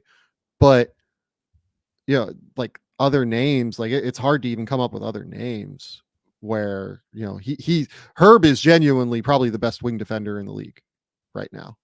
And the fact that he can shoot it at that clip is a substantial benefit for him and for the New Orleans Pelicans. Yeah, and I think when you look at the contract, right? I mean, it's just the numbers and the years, but you hit it right on with the 3-point percentage. That didn't carry over into the playoffs in the 4 games, 33%, but he shot 6 a game, and he shot really good from the free throw line in those games as well. But you talk about real two-way potential. That's all he's got to do. All he has to do is hit corner threes on the offensive end, really. And that's awesome. And for the record, he shot 48% on corner threes in the regular season. 48%. And those are over 50% of his attempts. So he's taking the right shots. He, understands the relocation. He's getting better with that. And then you talked about all the defense. And with Herb Jones, it goes beyond even the box score, steals and blocks and all of those things. You may look at that, 2.2 stocks. No, he does the non-flashy stuff where you just watch who he's guarding and that person never gets loose. And he, makes a hustle play and just contests a shot that doesn't actually end up as a block. And so it's all of those things that he does that go beyond the box score that are impressive. He just stops guys from getting the ball a lot of the time, completely denies guys from getting the ball with his length and with his tenacity. Really just has that slithery frame that kind of allows him to get over the top of on-ball screens, to fight through off-ball screens and stay connected. His recovery length is unbelievable when I watch him. I feel like it is impossible to get an uncontested look against him because that 7'1" wingspan and because of his motor. I mean, he is just fantastic at all of that. When I watch Herb Jones, I'm just blown away on the defensive end every time. Can take on tough matchups, obviously, on the ball. A very good help defender as well, as you mentioned with the stocks. Very disruptive constantly. His hands, I feel like his hands are just constantly kind of in your face a little bit. And he's constantly just trying to annoy you and frustrate you, disrupting your vision, but also has the other hand on the ball at the same time. And he's disrupting your handle as well. His ability to do multiple things simultaneously on defense He's a special defender, man. Yep, I agree. Yeah.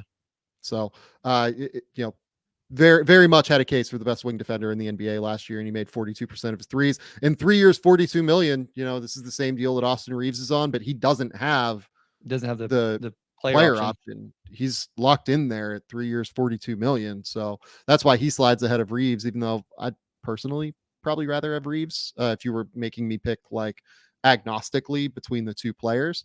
Herb Jones is, he's the real deal. Absolutely the real deal. Yep. Okay.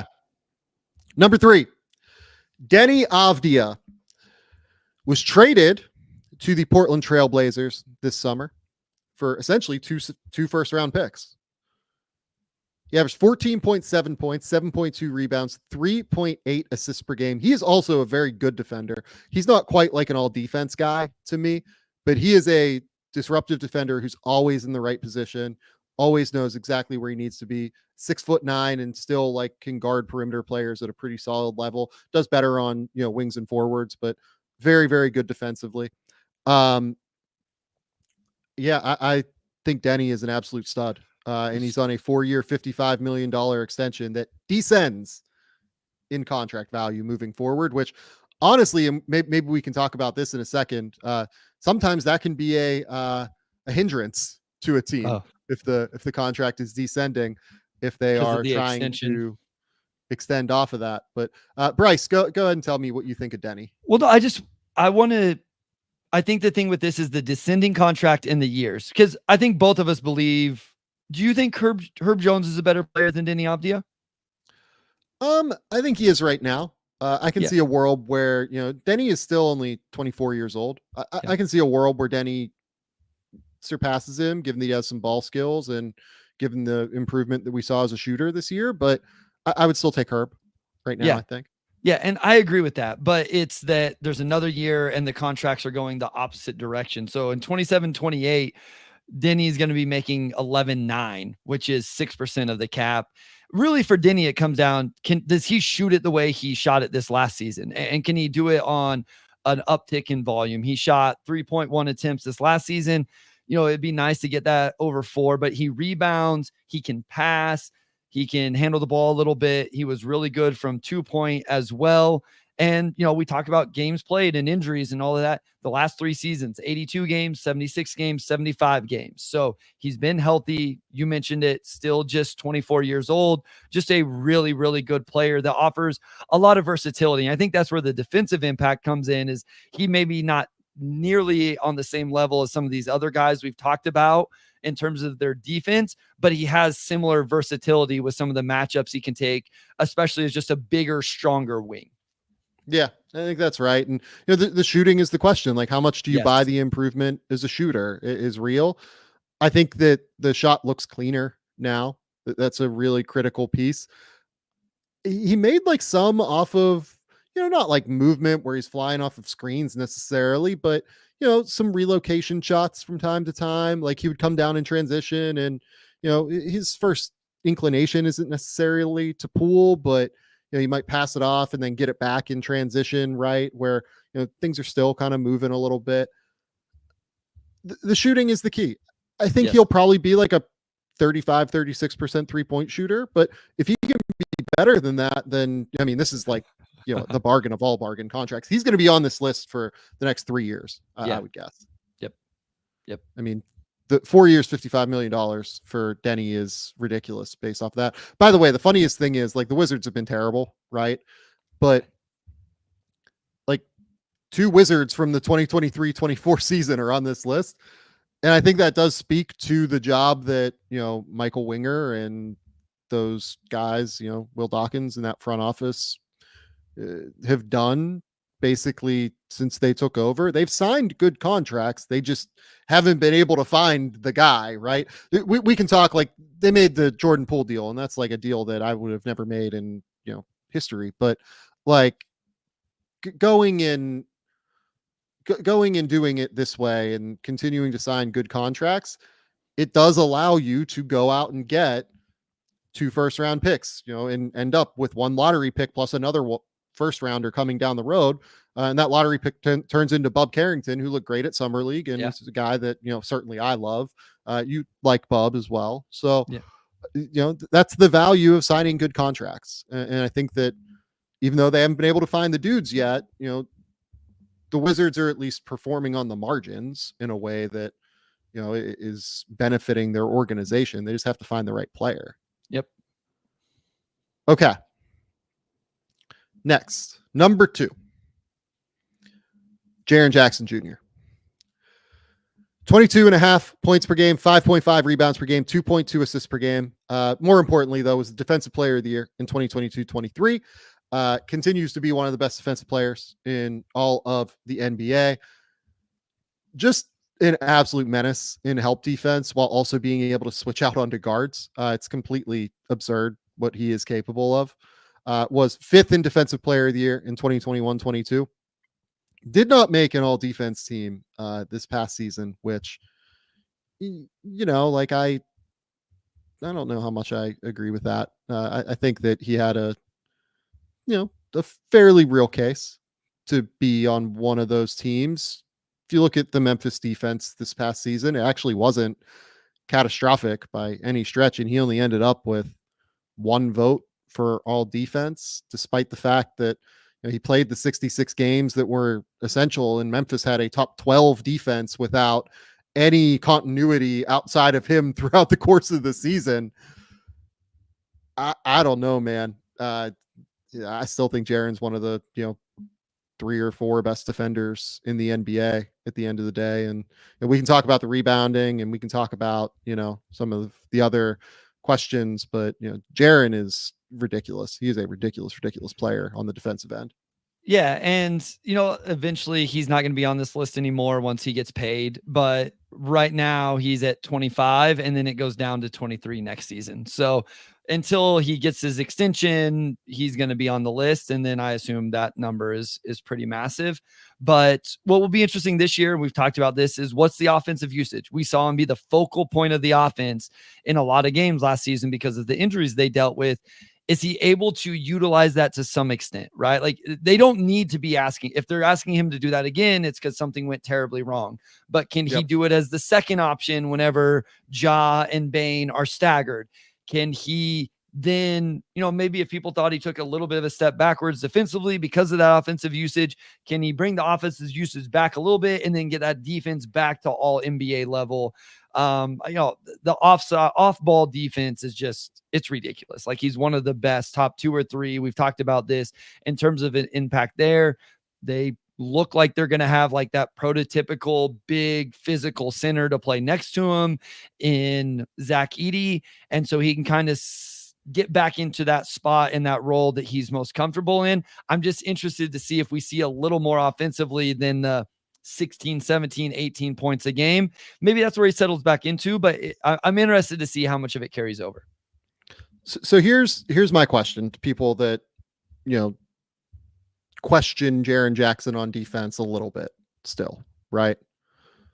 The Grizzlies finished 12th in defensive rating this past year. He played the most games on the team at 66, right? This team had 33 different players that played at least 3 games for them last season. I will go through the players that played. Let's go with 21 games. They had 16 guys that played 21 games this past season. How many of these players would you consider a plus defender? Okay. Santi Aldama. No. John Concher. No. I think Concher is like a fine defender. He's not, You said plus though, right? Yeah, I wouldn't say he's like a significant plus. I think he's fine. I think he's a solid defender. Vince Williams. Yes. Yes. Zaire Williams. No. Gigi Jackson. No. David Roddy. No. Desmond Bane. No.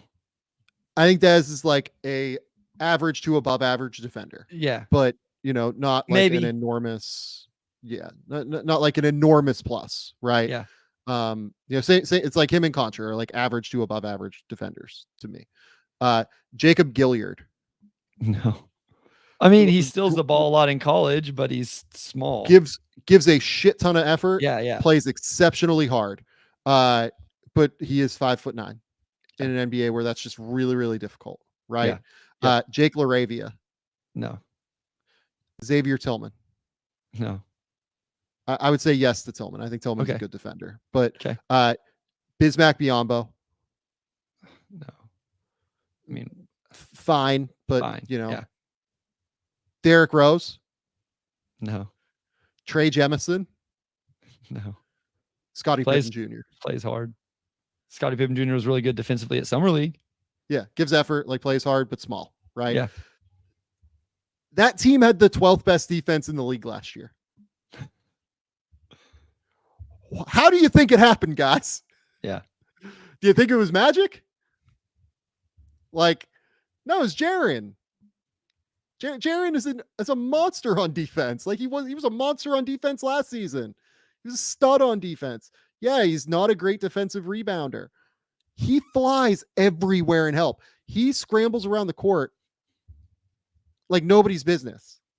The dude is all over the place. It is incredible the amount of ways that he covers, mistakes from his teammates. It's incredible the amount of ways that he helps his team defensively. He is a stud on defense still. It is kind of dumbfounding to me that people question him on defense. Then on offense, we were talking before the show, like Jaren showed real growth on offense last year. Yeah. He was asked to do a lot on offense. Let's be clear. And he shot 44% from the field. Like that is his efficiency last year was not very good. It was really not very good last year. But I kind of love the fact that he had to go and create a little bit, right? I kind of love that he had that responsibility in some respect to have to go and be the guy for a minute. I think that'll help them in the future. I mean, what did you think of his offense last year? We know he can shoot. Like he shot 32% from three last year. To me, that's just a reflection of, the shots were way harder. Yeah. But he's a 35% 3-point shooter over the course of his career. Like he's going to be fine as a shooter. Yeah, no, I that's what I'm interested to see how it translates. Some of the on-ball stuff, attacking, trying to score at 3 levels, all of that with him, because the jumper's a little funky looking. It doesn't necessarily always look pretty or fluid or, aesthetically pleasing, but, it just, can he put the ball in the basket? And so, you almost just want him to get back to what he did the year before, where he was 51% from the field and 36% from 3, got to the free throw line almost 5 times. Like, just do that. Can you do that again? And that would be a really, really nice season offensively. So be that player. And then again, where he was, defensive player of the year on top of all of that. So can you just do that offensively? It was interesting how much of it translates. Maybe none of it does, but are there times where he's asked to do a little bit more and he's capable or more efficient with it because he did have to do it this last season so much? Yep. Okay. Number 1, Jalen Brunson. Jalen Brunson is an all-NBA player that signed a considerably sub-max deal. This has never really happened before, right? Yep. This is something that we've just never really seen. Jalen Brunson has 5 years, $181 million left on his contract. And if you look at the percentage of cap over the course of the life of his extension, and let's be clear, the 5th year is a player option on that last year. So who knows what it'll look like. But in the 4th year, so 2027-28, Jalen Brunson will, in all likelihood, still be an all-NBA player or something approximating it, who's going to be making 21% of the cap. Certainly in year 3 of the deal, I think we all assume he will still be an all-NBA player. He's going to be making 22% of the cap. Guys like Cade Cunningham, guys like Franz Wagner, their percentage of the cap is going to be higher than what Jalen Brunson's is. And we love those guys. We think that those deals were good and they made a ton of sense for those teams. And we're not hating on those. But for Jalen Brunson to have decided to do this, the Knicks are in a massive advantage moving forward. And he is, to me, just very clearly the best non-max deal in the league. Yeah. And that's so I just want to be clear, because like Shea's numbers are only a little bit higher than Brunson's. Shea's not eligible for this because Shea is on an actual max coming off his rookie deal. And then, and then his next one, I was just kind of reading about that, is going to be silly. But I mean, like Brunson's just so much less than all first team all NBA guys. It's just so much less than the 50 million that a lot of these other guys are making on their deals. And so even at 35 million, it's just like, what's Jokic's percentage of the cap? Jokic is at 36% of the cap, and he's obviously worth it, right? We talked about that already, but Brunson is at 23% of the cap. It just leaves so much other flexibility for this team. There's so much more margin for error when an all NBA level player that does everything that Brunson does is only making 20% of the cap. It makes a lot of other things a lot easier for that organization. Yeah. So 29 points per game, 6.7 assists versus only 2.4 turnovers, shot 48, 40, 85 from the field, got to the line 6.5 times per game, took 7 threes per game. Like, the shot diet is ridiculous on some level. He gets to the foul line a ton. He makes threes a ton, but also, like, he has that incredible mid-range game. He has the incredible, like, 2-foot jump stop game, always constantly playing off or on balance, off of 2 feet, always ready to just be able to fire. He is an impossible guard right now for opposing teams. And yes, as with any small guard, there is some downside to this deal. Undeniably. If he was to get hurt, who the hell knows, like, what the explosiveness would look like. But you can say that about, like, just about anybody, right? You can say this stuff about arguably any player. I think that with smaller guards, the risk is probably a little bit higher than with other players, but seriously, not only is he going to be a 29 point per game guy probably moving forward, or 28 to 30 or whatever it's going to be, he passes well. He's a great teammate. He's like a clear leader for this organization. He's surrounded by like a perfect roster to play around him, right? Great rim protection with Mitchell Robinson when he's in there. Unbelievable perimeter defenders in OG Anunoby and Mikal Bridges. Great shooters like Donte DiVincenzo. Has Deuce McBride that he can lean on defensively as well from time to time if necessary. The footwork is elite. The touch is elite. The balance is elite. The handle, I think, has gotten better than what it was at Villanova. I think that's probably been like the biggest improvement, is his ability to keep a live dribble just consistently off the bounce. He is just an absolute savage, being able to keep a live dribble while also maintaining balance. It is something. So let's compare it to the guy that we talked about at the top, Jamal Murray, right? We talked about, like, this is a little bit scary, a smaller guard who injury history and all that. Jamal Murray will make $13 million most years more than Jalen Brunson. So like 26, 27, Jamal Murray is making $50 million and Jalen Brunson is making 37.7. 27, 28, Brunson's at 40, Jamal Murray's at 53.8. Jamal Murray's 27 season. This is age 28 season for Brunson. He just turned 28. So just think about how much less that is, even when there is some injury worries with a guy that has all this usage and all of that. And then you gave the regular season stats, Sam. How about the playoffs? And, the last 2 years combined, so 24 games, 30 points, 4 rebounds, 6.5 assists, only 2.4 turnovers, 46% from the field. Hasn't even shot well from 3 in the playoffs the last 2 years, 32%. But 82% from the line and getting there almost 8 times. So he's translated that ability to get to the free throw line into the playoffs. And so he's done it in those moments. Even with Dallas in 21-22, he had a good 18 games where he averaged over 20 a game. He's so good. He's so good. He's way better than I thought he was going to be. I kind of questioned his ability to, how many series could they win with him as their best player? When they're healthy, I don't have that question mark as much. Yeah. And, Rachel in the comments actually brings up a really good way to think about this, It's an right? awesome way. Yeah. So both Jalen Brunson and Jamal Murray signed extensions this summer, right? So it is kind of apples to apples in terms of position, scoring guard player type, everything, right?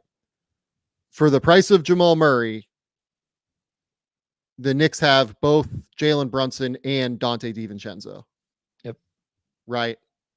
That's just the difference, right? Like this discount allows them to have Donte DiVincenzo for the same price as what Denver is playing Jamal Murray. That's a huge, huge difference because we have Donte DiVincenzo on this list, right? Yeah. As one of the best contracts in the league. So, yeah, to me, what Jalen did for the Knicks is completely invaluable.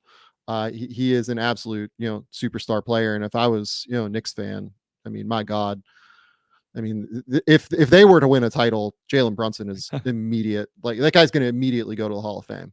Yeah. Yep. So yeah, I am genuinely fascinated to see how this Knicks season goes. One of the 3 or 4 teams I'm most excited to watch this upcoming season. Okay, Bryce, you know what time it is. Yes, sir. It's trivia time, folks. Bryce, you take the reins of the show at this point, and you get to ask me some bullshit question. I'm excited. Let's do it. We're doing some bullshit history tonight, Sam. This past season, Victor Wembanyama averaged over 20 points a game, greater than or equal to, I should say, greater than equal to 10 rebounds, and Victor averaged greater than equal to 3 blocks. Now, I set out doing this going back to 96, 97, because that's what NBA.com would have let me do, and had to change the blocks to 2.5 to expand our list a little bit. One of the players on our list did do 20, 10, and 3. Everybody else was 20, 10, and 2.5. So my question to you, Sam Vecenie, going back to the 96, 97 NBA season, can you name the other 1, 2, 3, 4, 5, 6, 7, 8 players to average 20, 10, and 2.5 for an entire season? Okay.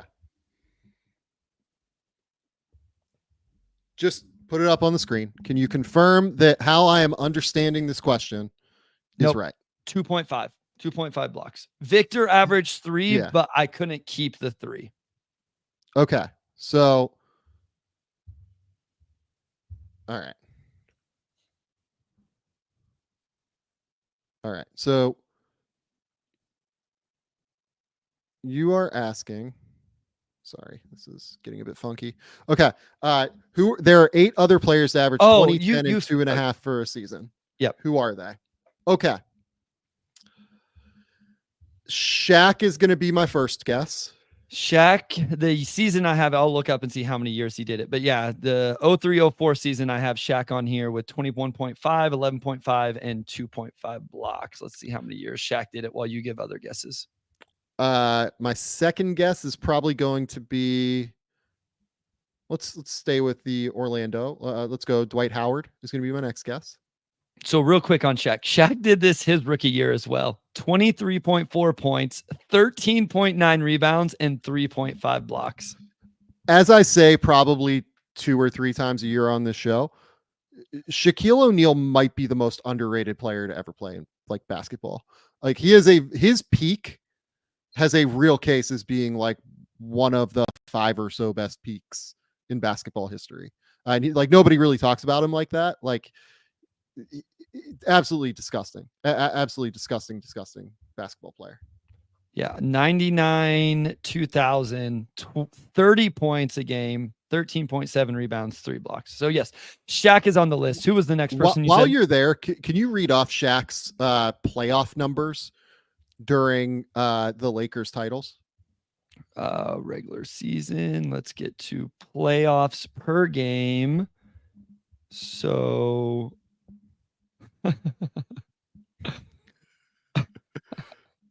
back-to-back playoff runs of 30.5 points, 15.5 rebounds, and 2.4 blocks, while also averaging over 3 assists.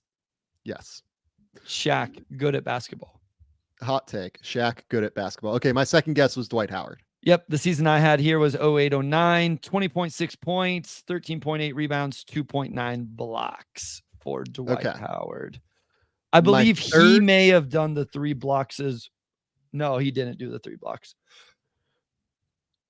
So we're basically entering, so 96, 97 is like, right around when Tim Duncan was drafted. So I'm going to assume Tim Duncan did this once. Tim Duncan did this as well. I have the 04-05 season here, 20 points, 11 rebounds, 2.6 blocks. Okay. So now this is where those were like the immediate 3. Yeah, there was some names that you were definitely going to get. And now let me look here. There's a name I won't give anything away. There's 3 more names that are I think you'll get eventually, and then 2 names that are a little tougher. Okay. Because the blocks removes Dirk, right?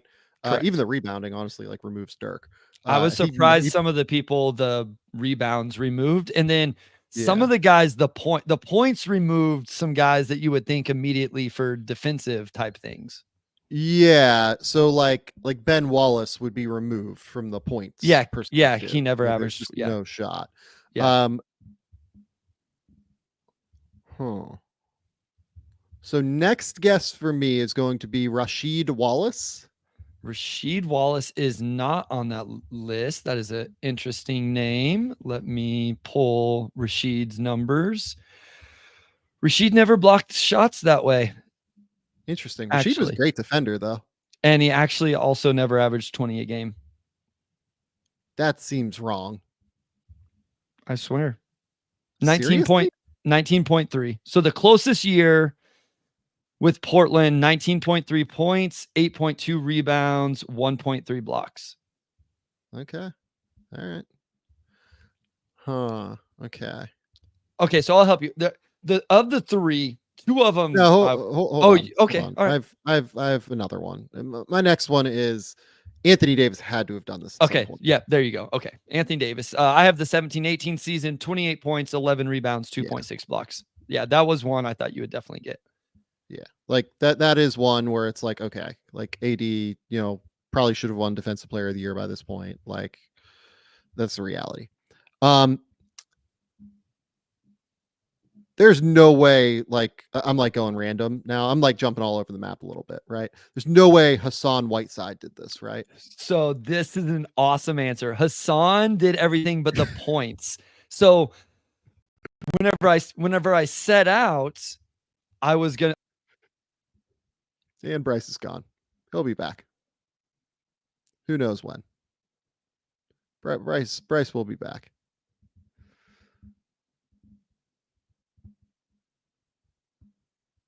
Will he be back? Who knows? He just departed. I'm guessing his computer died and he has to plug things back in at this point.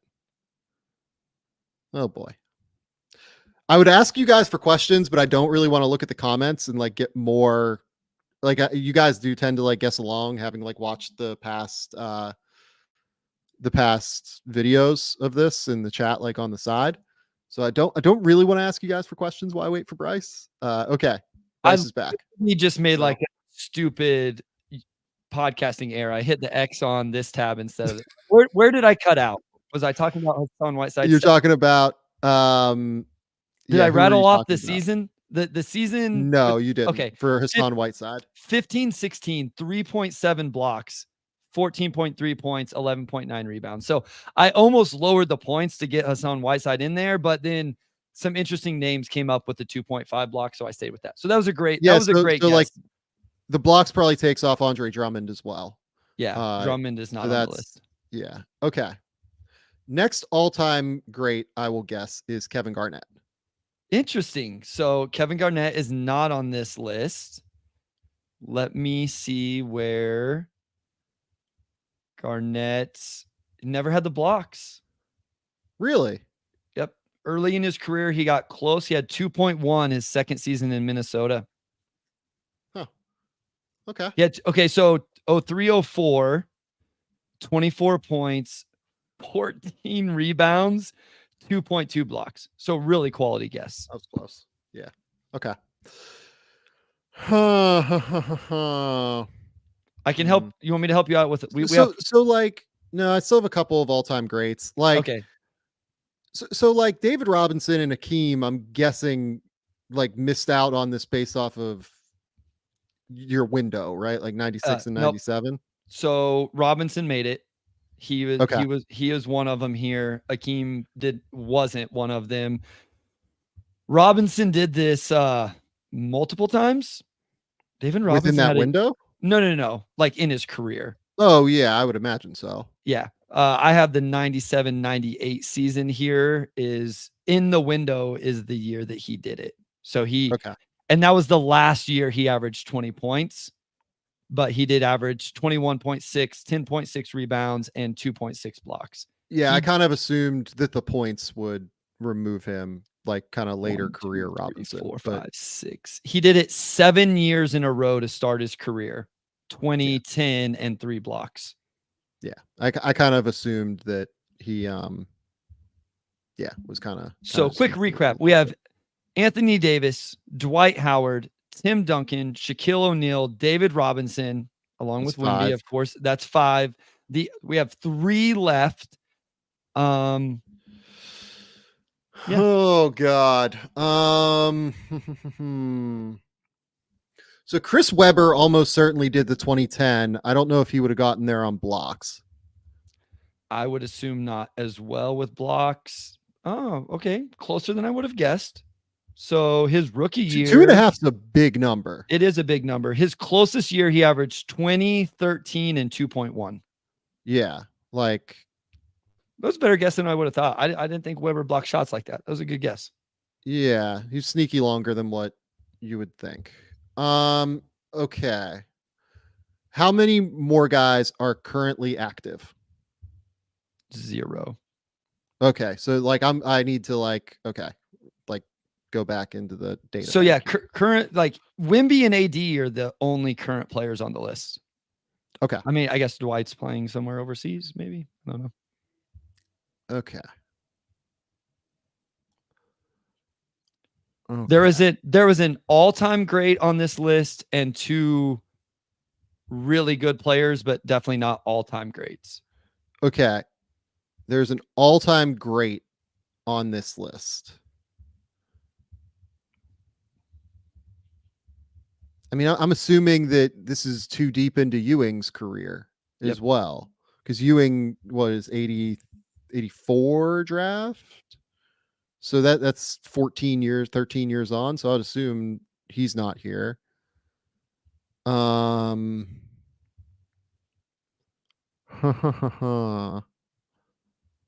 All-time greats. Okay.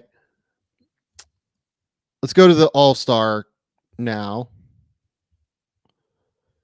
Did like Jermaine O'Neal do this? That's a great fucking pull. Yes, Jermaine O'Neal did this.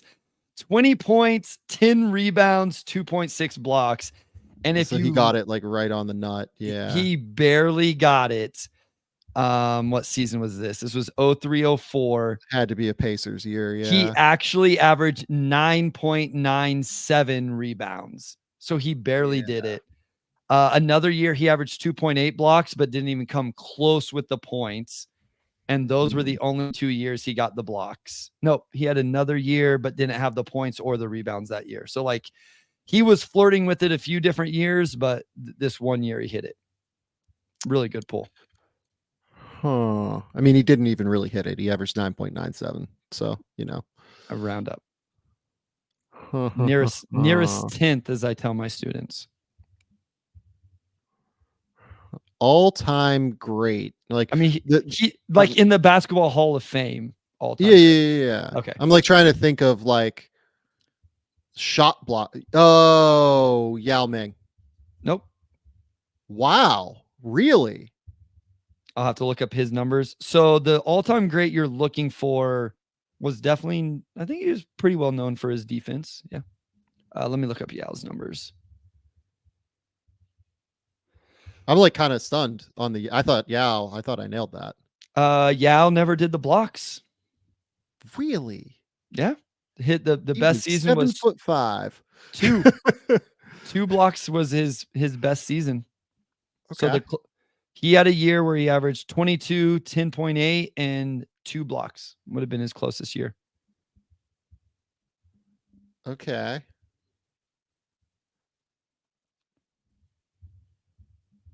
You've said every other name in this dude's era. You've said every other big man in this dude's era.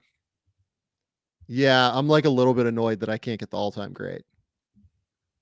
Little bit annoyed by that.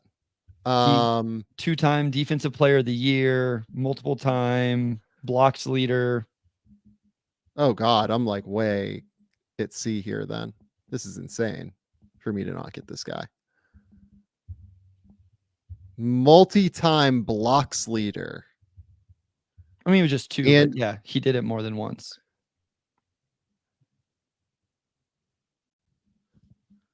so like I was pretty young there's when no way Mutombo got to the points. no. Like there's just no way. So No. like when you say like blocks leader, but he led like 4 or 5 years in blocks, Yeah. so it wouldn't be 2 either. So this guy averaged 20 points a game 1, 2, 3, 4, 5, 6 times in his career. Like this is this is like a serious like top 50 player of all time. this is a good player. Won an NBA championship, 7-time All-Star. My next guess, for what it's worth, is the all-star and not the like next one. Sure. My next guess is Antonio McDyess. That's a really good guess. It is not Antonio McDyess, but let me see how close McDyess was. Yeah, I just didn't get the blocks. He did have a year where he averaged 21, 10, 7, and 2, 3. That's a really good guess. That's a really good guess. That's a really good guess. Not a whole lot of years where he had the blocks weren't really there, but he had a couple 20 and 10 seasons. Oh, I'm an asshole. I'm kind of an asshole. It's I'm guessing that one of these is Alonzo Mourning. Alonzo Mourning is the all-time great. Yeah. Zoe. Yeah. Zoe is the guy other than Shaq that had the 3 blocks, at least on what I was able to see. So that's bad. That was Alon. I think that like my mind immediately didn't go to points with Alonzo. Yep. Like I think of him as like a like defensive like stopper, but then you think back to those Miami years and it's like, oh no, like he actually really developed like a sick post game and like got really, really good. Yep. Okay. So next is like an all-star. You're saying he let me just give you a few. 2-time All-Star, made 1 second team All-NBA. 2-time All-Star, 1 second team All-NBA. I would consider him. I kind of thought of him as a power forward whenever he was in the league. I was pretty young, so I could be wrong about that, but I thought more like power forward than center. Let's see what Basketball Reference says. He is currently involved with the NBA in a front office role.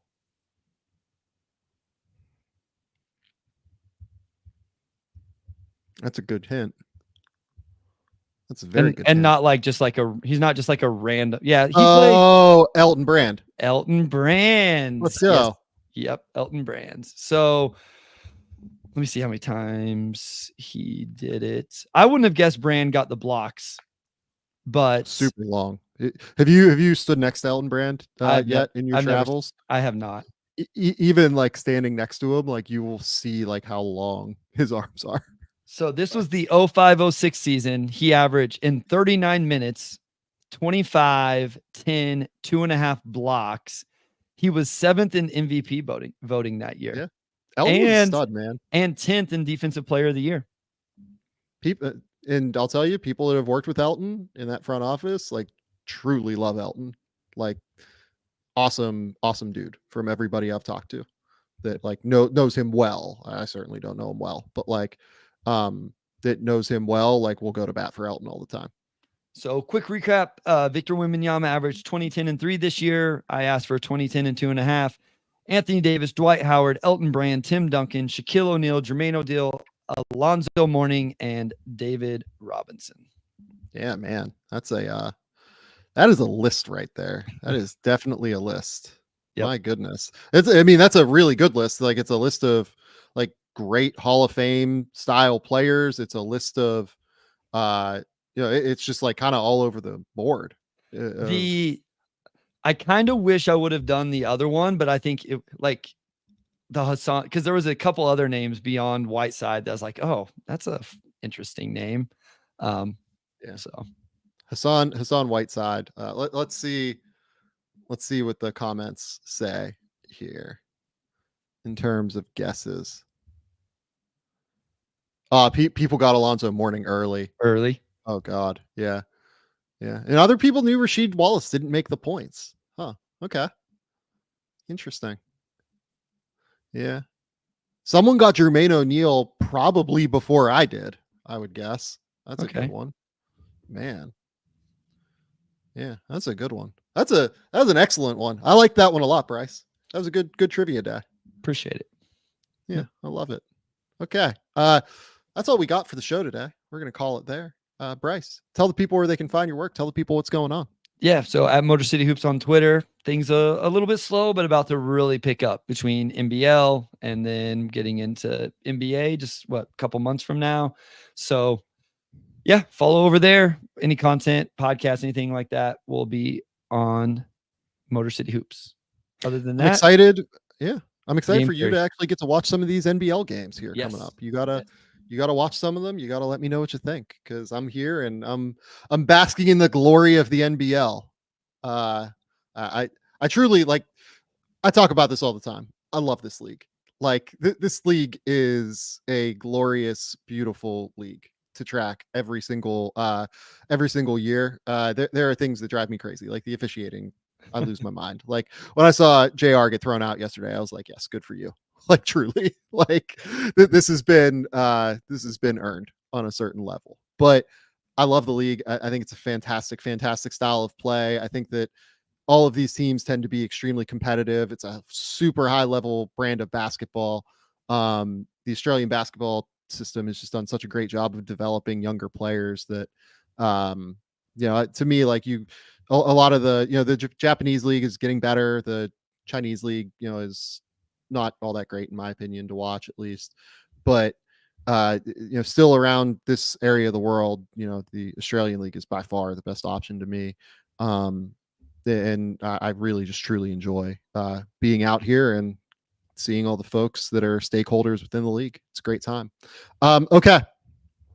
This has been the Game Theory Podcast. Please remember, rate, review, subscribe, do everything you can to support the show. Go subscribe to the YouTube channel. Go subscribe over on Spotify, Apple, whatever podcasting platform you use. What else? Anything else? We'll be back later this week. Maybe we'll be Bryce, maybe not. Bryce is a little bit busy right now, so we'll see. I'm trying to make life easier on him. We will figure out whether or not we can do that. But until next time, we'll talk soon.